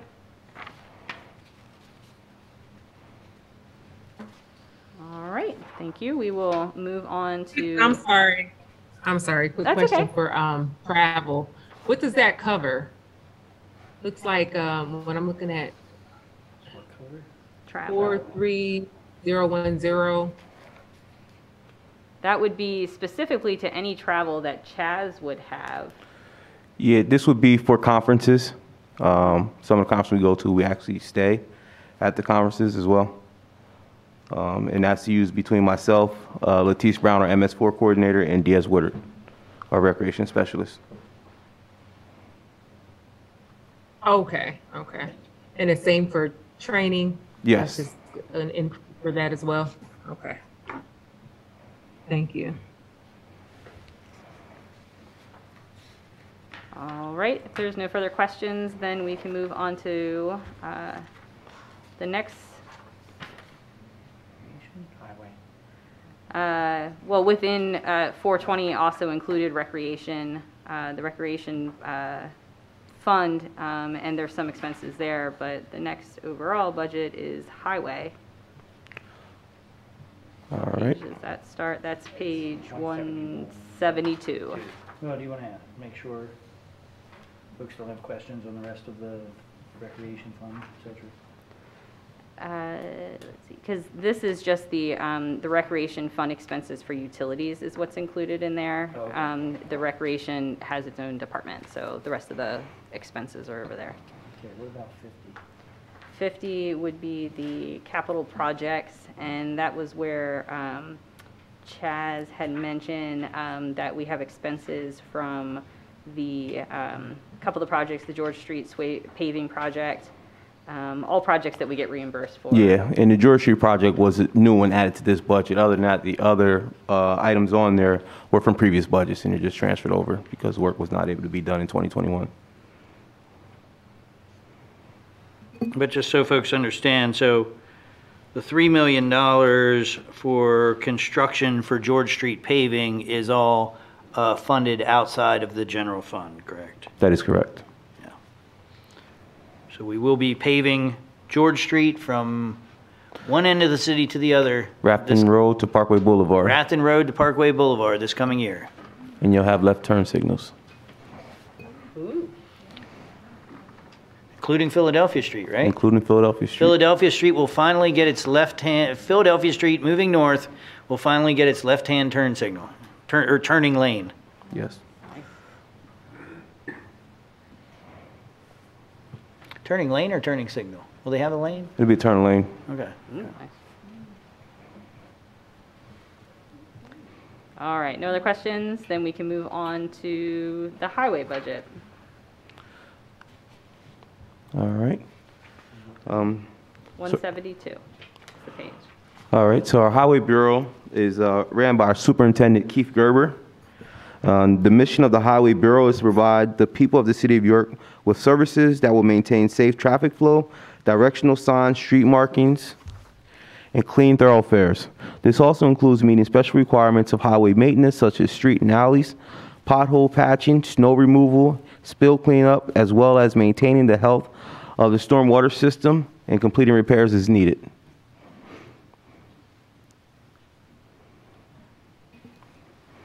All right. Can you put this budget together? So I'm assuming you don't have questions? Or, yeah. No. Okay. So we can keep moving while you're. Yes, please do. Okay. All right. Some of the accomplishments. Her laptop is seen its day. She has to go get a power pack or something like that. All right. Some of our major accomplishments in 2021 out of this department. So there was a cleanup of 18 separate winter precipitation events, including the nor'eastern that started on January 31st and lasted until February 2nd. Assisted with PennDOT repairs on Queen Street and Roosevelt Avenue, which I'm sure people in the city appreciate, and completed several road repairs on Parkway Boulevard as well this year. And paving of Sampson Alley. We received a new paver this year, and Sampson Alley was the first project that we did, which runs behind Boundary Avenue in between there and York Catholic, and it was a great project, and we're looking forward to next year paving more streets and alleys in the city of York without having to contract out. Now, going through the highway budget, one thing I noticed is that obviously there was a big increase in our other contractual services, which was $1,700 originally, which now was $851,700. This was for us to do base repair on some city streets, and also some sidewalk repairs on city-owned properties that we were able to take a look at. And also we had some storm sewer issues that we wanted to address moving forward, and also bridge maintenance that we need to get done. We started a bridge maintenance plan that was put together by C.S. Davidson, and we're trying to follow through. Obviously, we started this year with the replacement of Pennsylvania Avenue, but moving forward, we would like to do some of these repairs and maintenance work so that we don't have to continue to replace bridges in the future.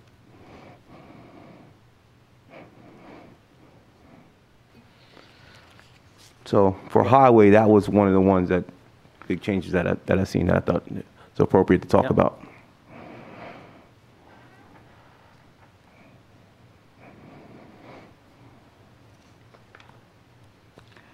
I have no further questions. Anyone from the budget team? No questions.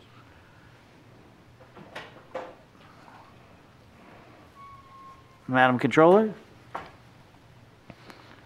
Council members? No questions. Members of the public? Or I should say other employees of the City of York? We're the only members of the public left here. Great, we're done with highway. You're back on, Kim. Yep. All right, page 176. We then move on to building and electrical. No, fleet. No, fleet. Sorry.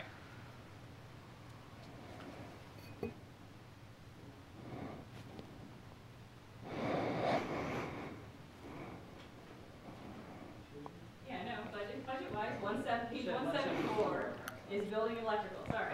All right. So our building electrical department is ran by our superintendent, Dave Rudolph. The Buildings and Electricals Bureau provides safe buildings and streets for the employees and citizens of York. Duties includes maintenance and monitoring of 600 city-owned streetlights, 3,100 GPU streetlights, 9 Gamewell fire alarm circuits, 47 city-owned buildings, facilities, and 102 signalized intersections and their associated wiring, signs, and cabinetry. Some of the major accomplishments this year was obviously they are with building maintenance. It's also like our cleaning crew, but maintained extra cleaning schedules due to COVID-19. Installed a new lift hydraulic system at for the Kiwanis Lake Dam. That's what I have for that. One areas you'll notice some drastic changes. In 2021, our building repair service account was $150,500. We did up it this year to $205,700. What ends up happening with this account, because we are responsible out of this department for every city-owned building, and every year we have an issue, and usually we never have enough money to make it through the year. And it's something that we really can't gauge because we don't know what we're going to run into. And we're talking firehouses, city hall, police station, things like that. So we wanted to kind of put a little bit more money in there because we're always going back to the drawing board, trying to do budget transfer, to try and find money to take care of emergency stuff that keeps arising. Also, our electrical supplies, we went from $20,000 to $100,000 this year. And with this is that what we are realizing in a lot of our buildings and also in our parks, the electrical usage that we have, and also like in the parks, the events that we're now having, we're having to call our guys out to come in on overtime because the events that we're now seeing in our parks. You know, it's great to have these community events there with the big blow-up houses, but we just don't have the capacity to have these type of events in our parks. So we wanted to try and do some upgrades in our park system and also in some of our buildings to make sure that we can function for these events.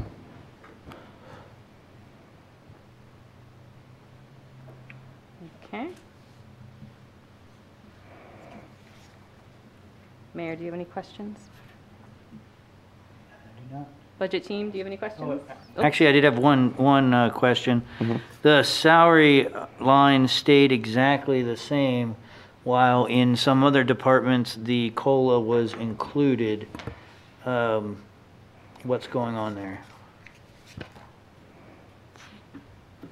Page 174, 40010. I think that just needs to potentially be an adjustment. Some of the salary goes to liquid fuels. Correct. I think that just needs to be a correction. We have a separate fund for liquid fuels, which is a separate funding source from the state. And what happens is we go in and take a little chunk of what the expected salary is for building and electrical, and we pull it out of Fund 10 and we put it into liquid fuels. And I think this might just be a typo from that. Okay.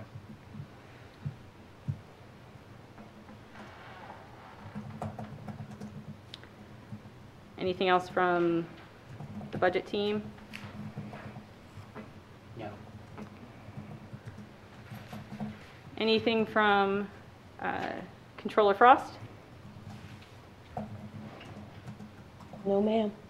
All right. Anything from council members?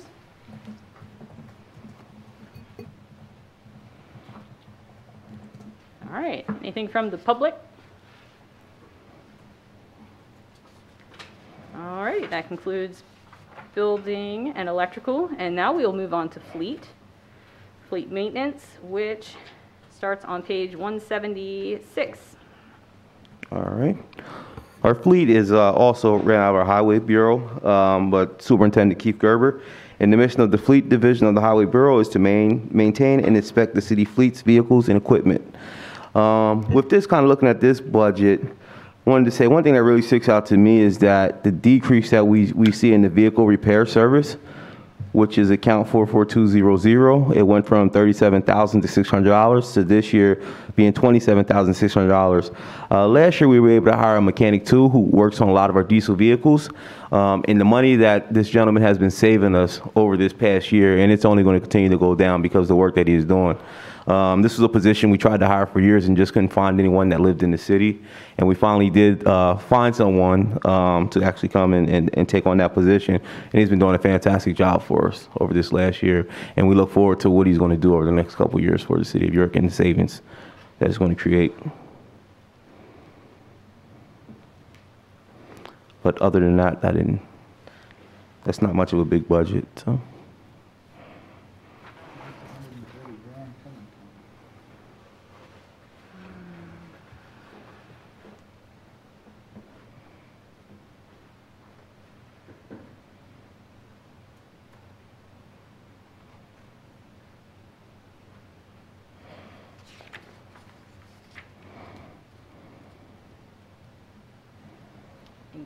So I hate to be a downer on that, Chaz, because I hear great things about our vehicle repairs and hopefully the future of us being able to do inspections there.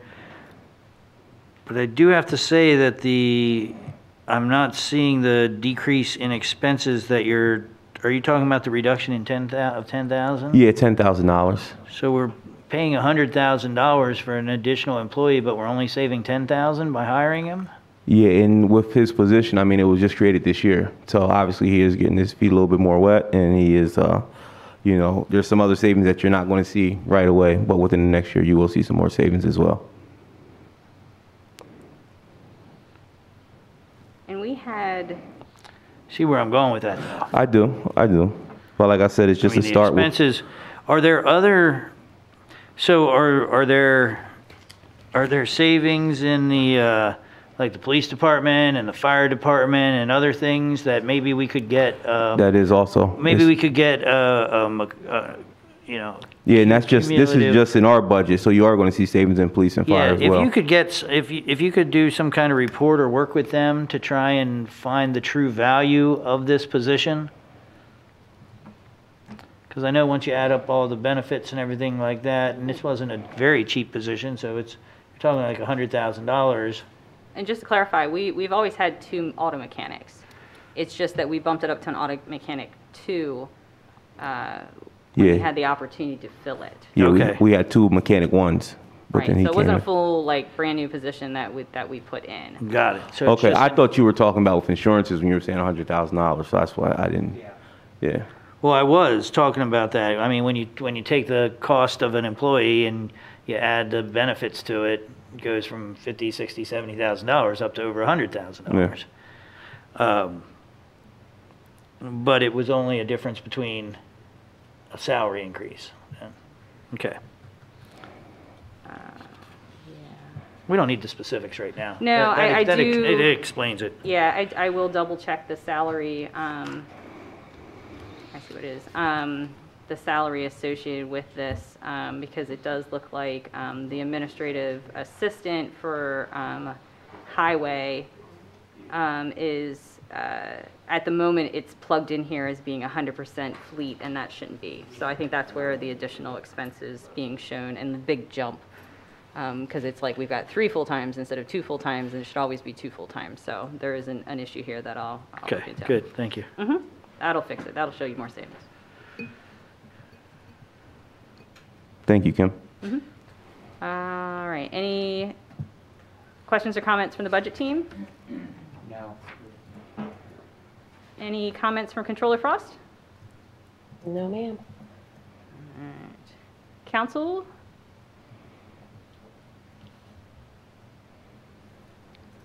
All right. Anyone from the public? All right, and we are moving on down the road. Okay, so the next department is specifically Department 424 for Environmental Services. and that starts on page 177.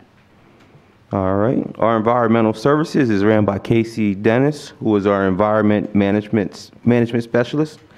The Environmental Bureau works to provide a clean, healthy, and beautiful city by managing refuse, recycling large item, and yard waste collections. All York City residents and commercial, municipal, and industrial establishments are mandated to recycle designated material according to the state's Act 101 and York City's Ordinance Article 952. Some of the major accomplishments from 2021, we participated in 12 clean sweeps conducted by the Civil Enforcement Unit, began a new curbside collection contract May 1st of this year, and also ordered and city staff installed 17 replacement street containers. Of the total 138 street containers, which is a total of 53, have been replaced to date beginning in 2019. 19 street containers were replaced. In 2020, 17 were replaced, and in 21, another 17 street containers were replaced. All right. And looking here, we see an increase in our revenues for recycling grant, and we have Casey here, if you want to just, kind of give a few comments about the recycling grant.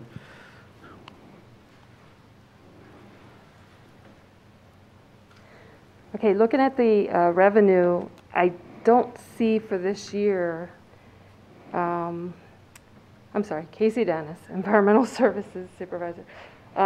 The revenue for the state grant that would have came in February, I had gotten a letter that it was received. I don't know where it got deposited, but it's not showing up in the revenue column. Usually when we apply annually for our recycling performance grant, for 21, it would have been for 2019's numbers, applied in 2020 for it, received it in 21. But it's not showing anything there. And then I also got a notification that the one we just did this year might show up in 21's budget instead of 22 where it's budgeted, so not sure, because everything's electronic, it's moving faster. We also have another grant, the 902 grant, which is for our containers, so that we can provide $15, $18 containers for the price of $3 for replacement for our residents. So we have to do our disbursements for that, and that should come in next year as well.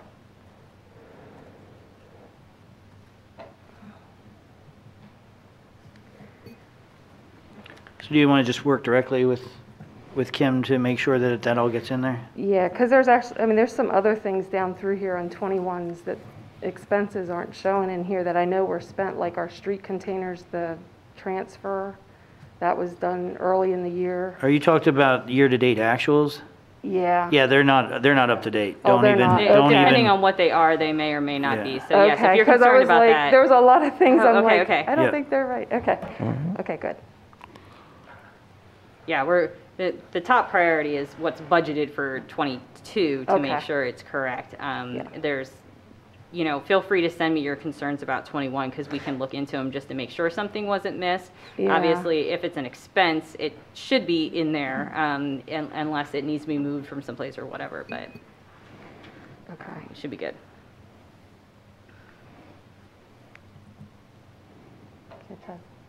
All right. Yep. Thank you, Casey. I appreciate you.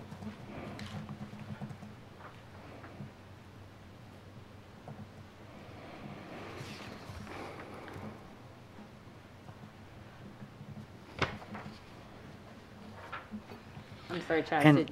Go ahead. Well, the $400,000 difference in disposal fees, was it last year that we only had half of the year contract?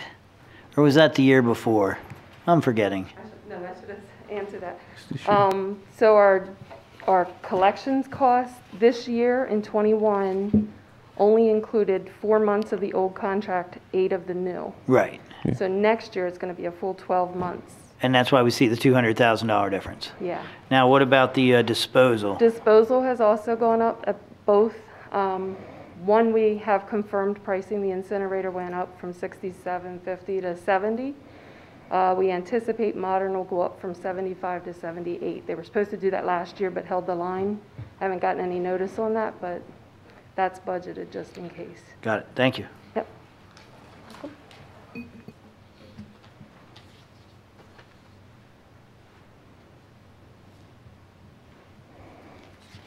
No other questions. No other questions? No. Any other questions for the budget team? Controller Frost, do you have any questions for environmental services? I'll chime in if I do, but thank you for asking. Okay, just want to make sure I don't miss it. Council members, do you have any questions? All right, public? All right, we're good. Next one is Recreation and Parks, Department 425, and that starts on page 178.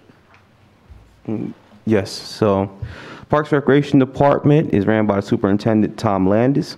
The mission of the New York City Recreation and Parks Bureau is to meet the recreational needs of the New York City residents by providing direction and coordination of services to enhance the quality of life through year-round leisure programs and facilities that will develop and enhance the individual's physical, emotional, mental, and social well-being.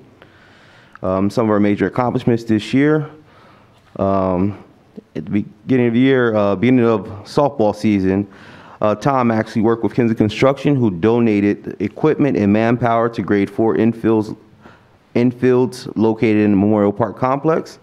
We had our Hudson Park renovation, which included a soccer field and a playground build. Youth programs made a decent comeback from the pandemic. Summer playgrounds, tennis for kids, summer movie series, the fishing derby, annual Easter egg hunt were all held in the park system. Also refurbished the tennis courts at Farker Park and Penn Park. And also the construction of a new pickleball court was completed in early summer out of Memorial Park, and funds were raised by the White Rose Pickleball Association to have the courts built, which is also a recreational opportunity for our aging population.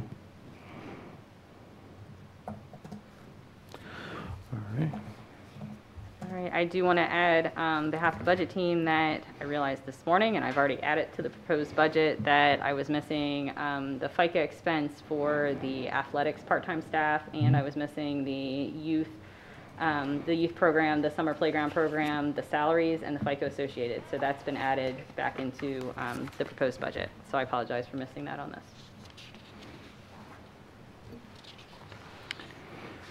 So my concern here is the trend, it appears at least, in increasing this transfer from the general fund. We worked really hard to get rid of that or to reduce that. There was an additional tax imposed on the residents of the city of York just to reduce that. And now it seems to be going the opposite direction again. What's happening there?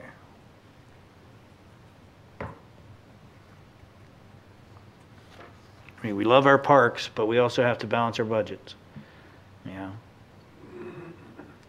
And this was a big issue before. We worked really hard to get out of it. Again, we seem to be going the wrong direction again.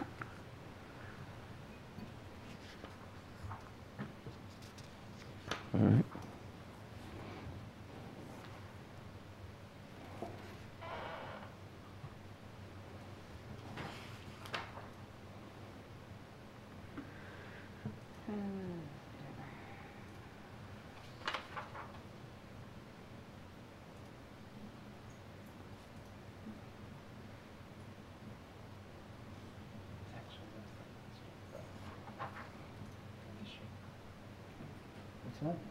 It's actually less than this year. I mean, we were $69,000 in 19.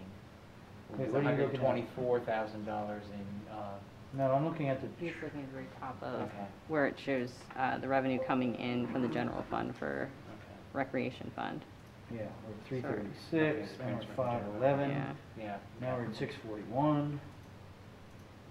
And those are cumulative deficits.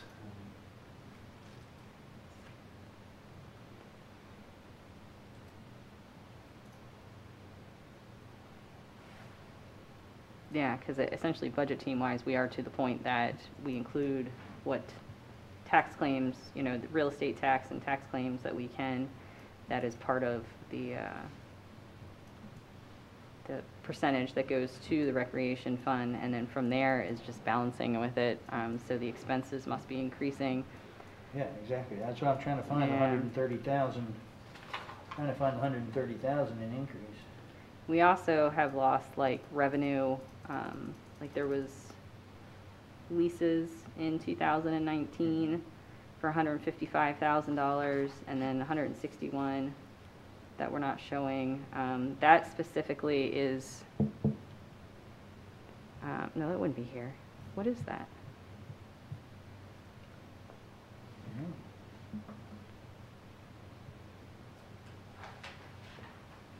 That might be something. We can double check why there's no revenue showing for leases under Recreation Administration 0084.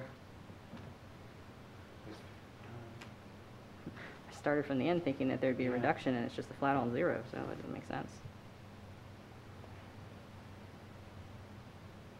That would help. So I'll make note to double check that.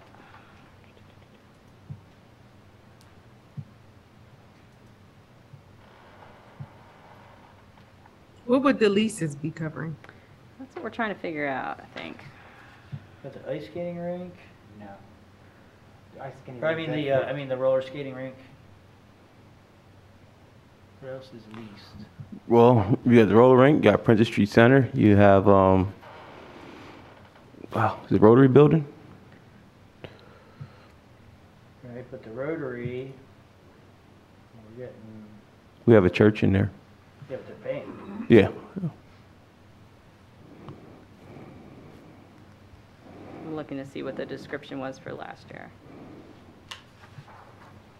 Well, we don't need to dwell on it right now, we can just. But yes, so we will look into the revenue and seeing if there's something that was missed that can be added, which then would reduce the transfer. Exactly. I have no further questions. Anyone from the budget team have any questions? No. Okay. Controller Frost or council?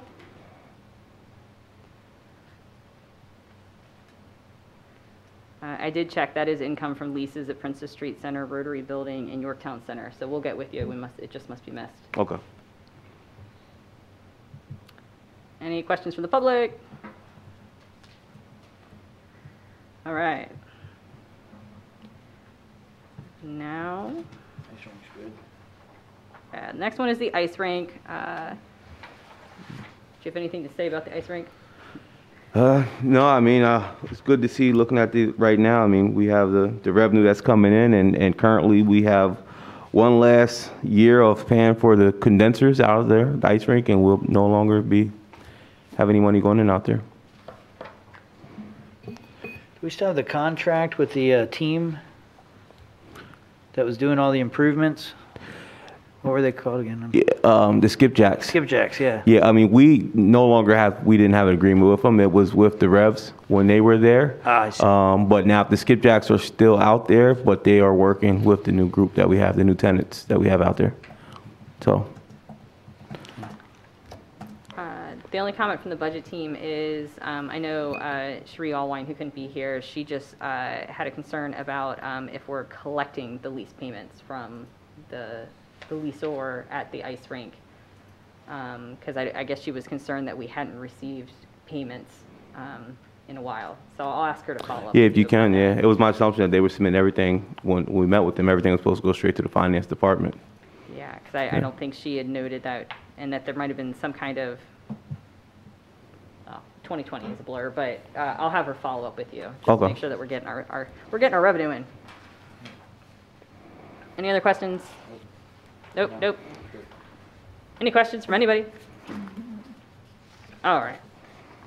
After the ice rink, we now move into the wastewater treatment plant, which starts on page 182. All right. Our wastewater treatment plant is ran by our acting general manager, Hidalgo Diaz. Anytime water enters the sanitary sewer system via wash water, the sink, toilet, or bath, it is considered wastewater. A wastewater treatment plant removes a variety from the water to make it usable again. Not the wastewater treatment plant. And as we mentioned earlier, with this budget, it has been cut in half, every line item to balance out with the sale of the plant. So. No questions.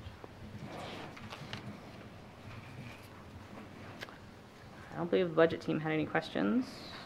No. No? Does anybody else have any questions?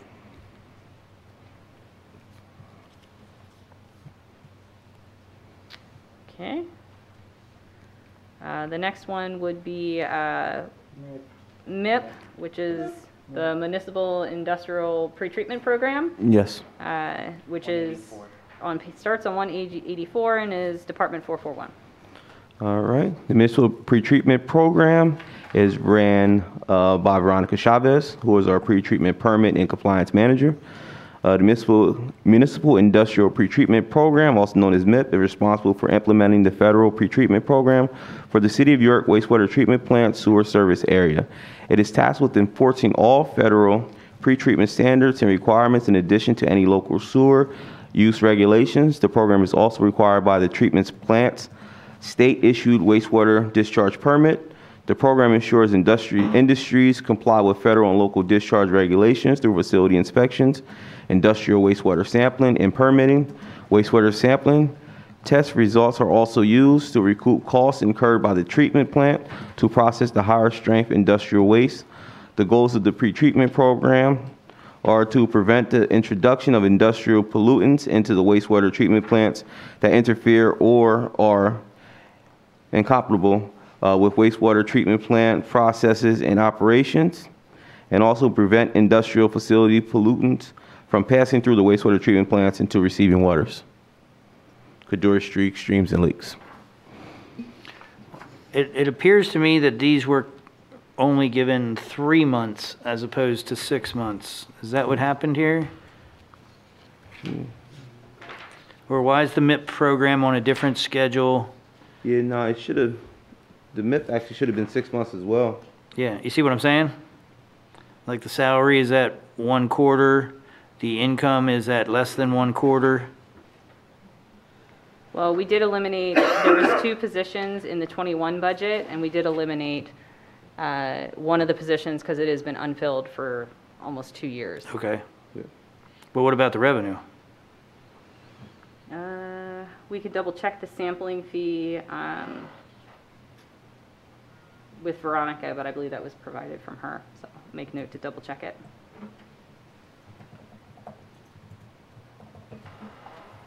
Yeah, let's look at that one too. Yeah. I have no other questions. The only comment I have, for what it's worth, for the audience that we have, is that when it did come to the allocating of expenses for indirect costs based on essentially employee count or full-time equivalent FTEs, when it came to the staff that essentially we were only budgeting 6 months worth, we specifically took that in consideration so that you didn't get a full year's worth of allocations into these departments for these employees. We almost counted them, even though they're full-time employees and we normally be counted as 1, we counted them as 0.5. Okay. So I wanted to make sure that that's something to take in consideration. Obviously, we will have lowered indirect costs overall, but when it comes down to, say, next year's budget and some of our indirect costs are not affected by having the plant or not, that share will then be increased to the departments accordingly. And MIP is being outsourced as well. Yes, MIP goes along, yep, goes along with the sale. All right. Any questions? Any questions from anybody? All right. Wrap it up. The last one for this evening is sewer maintenance, which starts on page 185 and is Department 442. All right, our sewer maintenance department is currently ran by Dave Rudolph, who is our acting sewer maintenance manager. Sewer maintenance division repairs, cleans, and inspects the collection system. They also provide utility marking, flood pump station monitoring, and operating the Basque Dam. And with sewer maintenance, same situation as it is with wastewater treatment plant and as well as MIP. We budgeted for 6 months. No questions. We have no questions on the budget team. Any questions from anybody for sewer maintenance?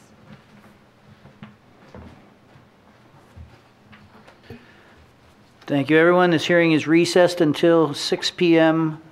Tuesday, November 23rd.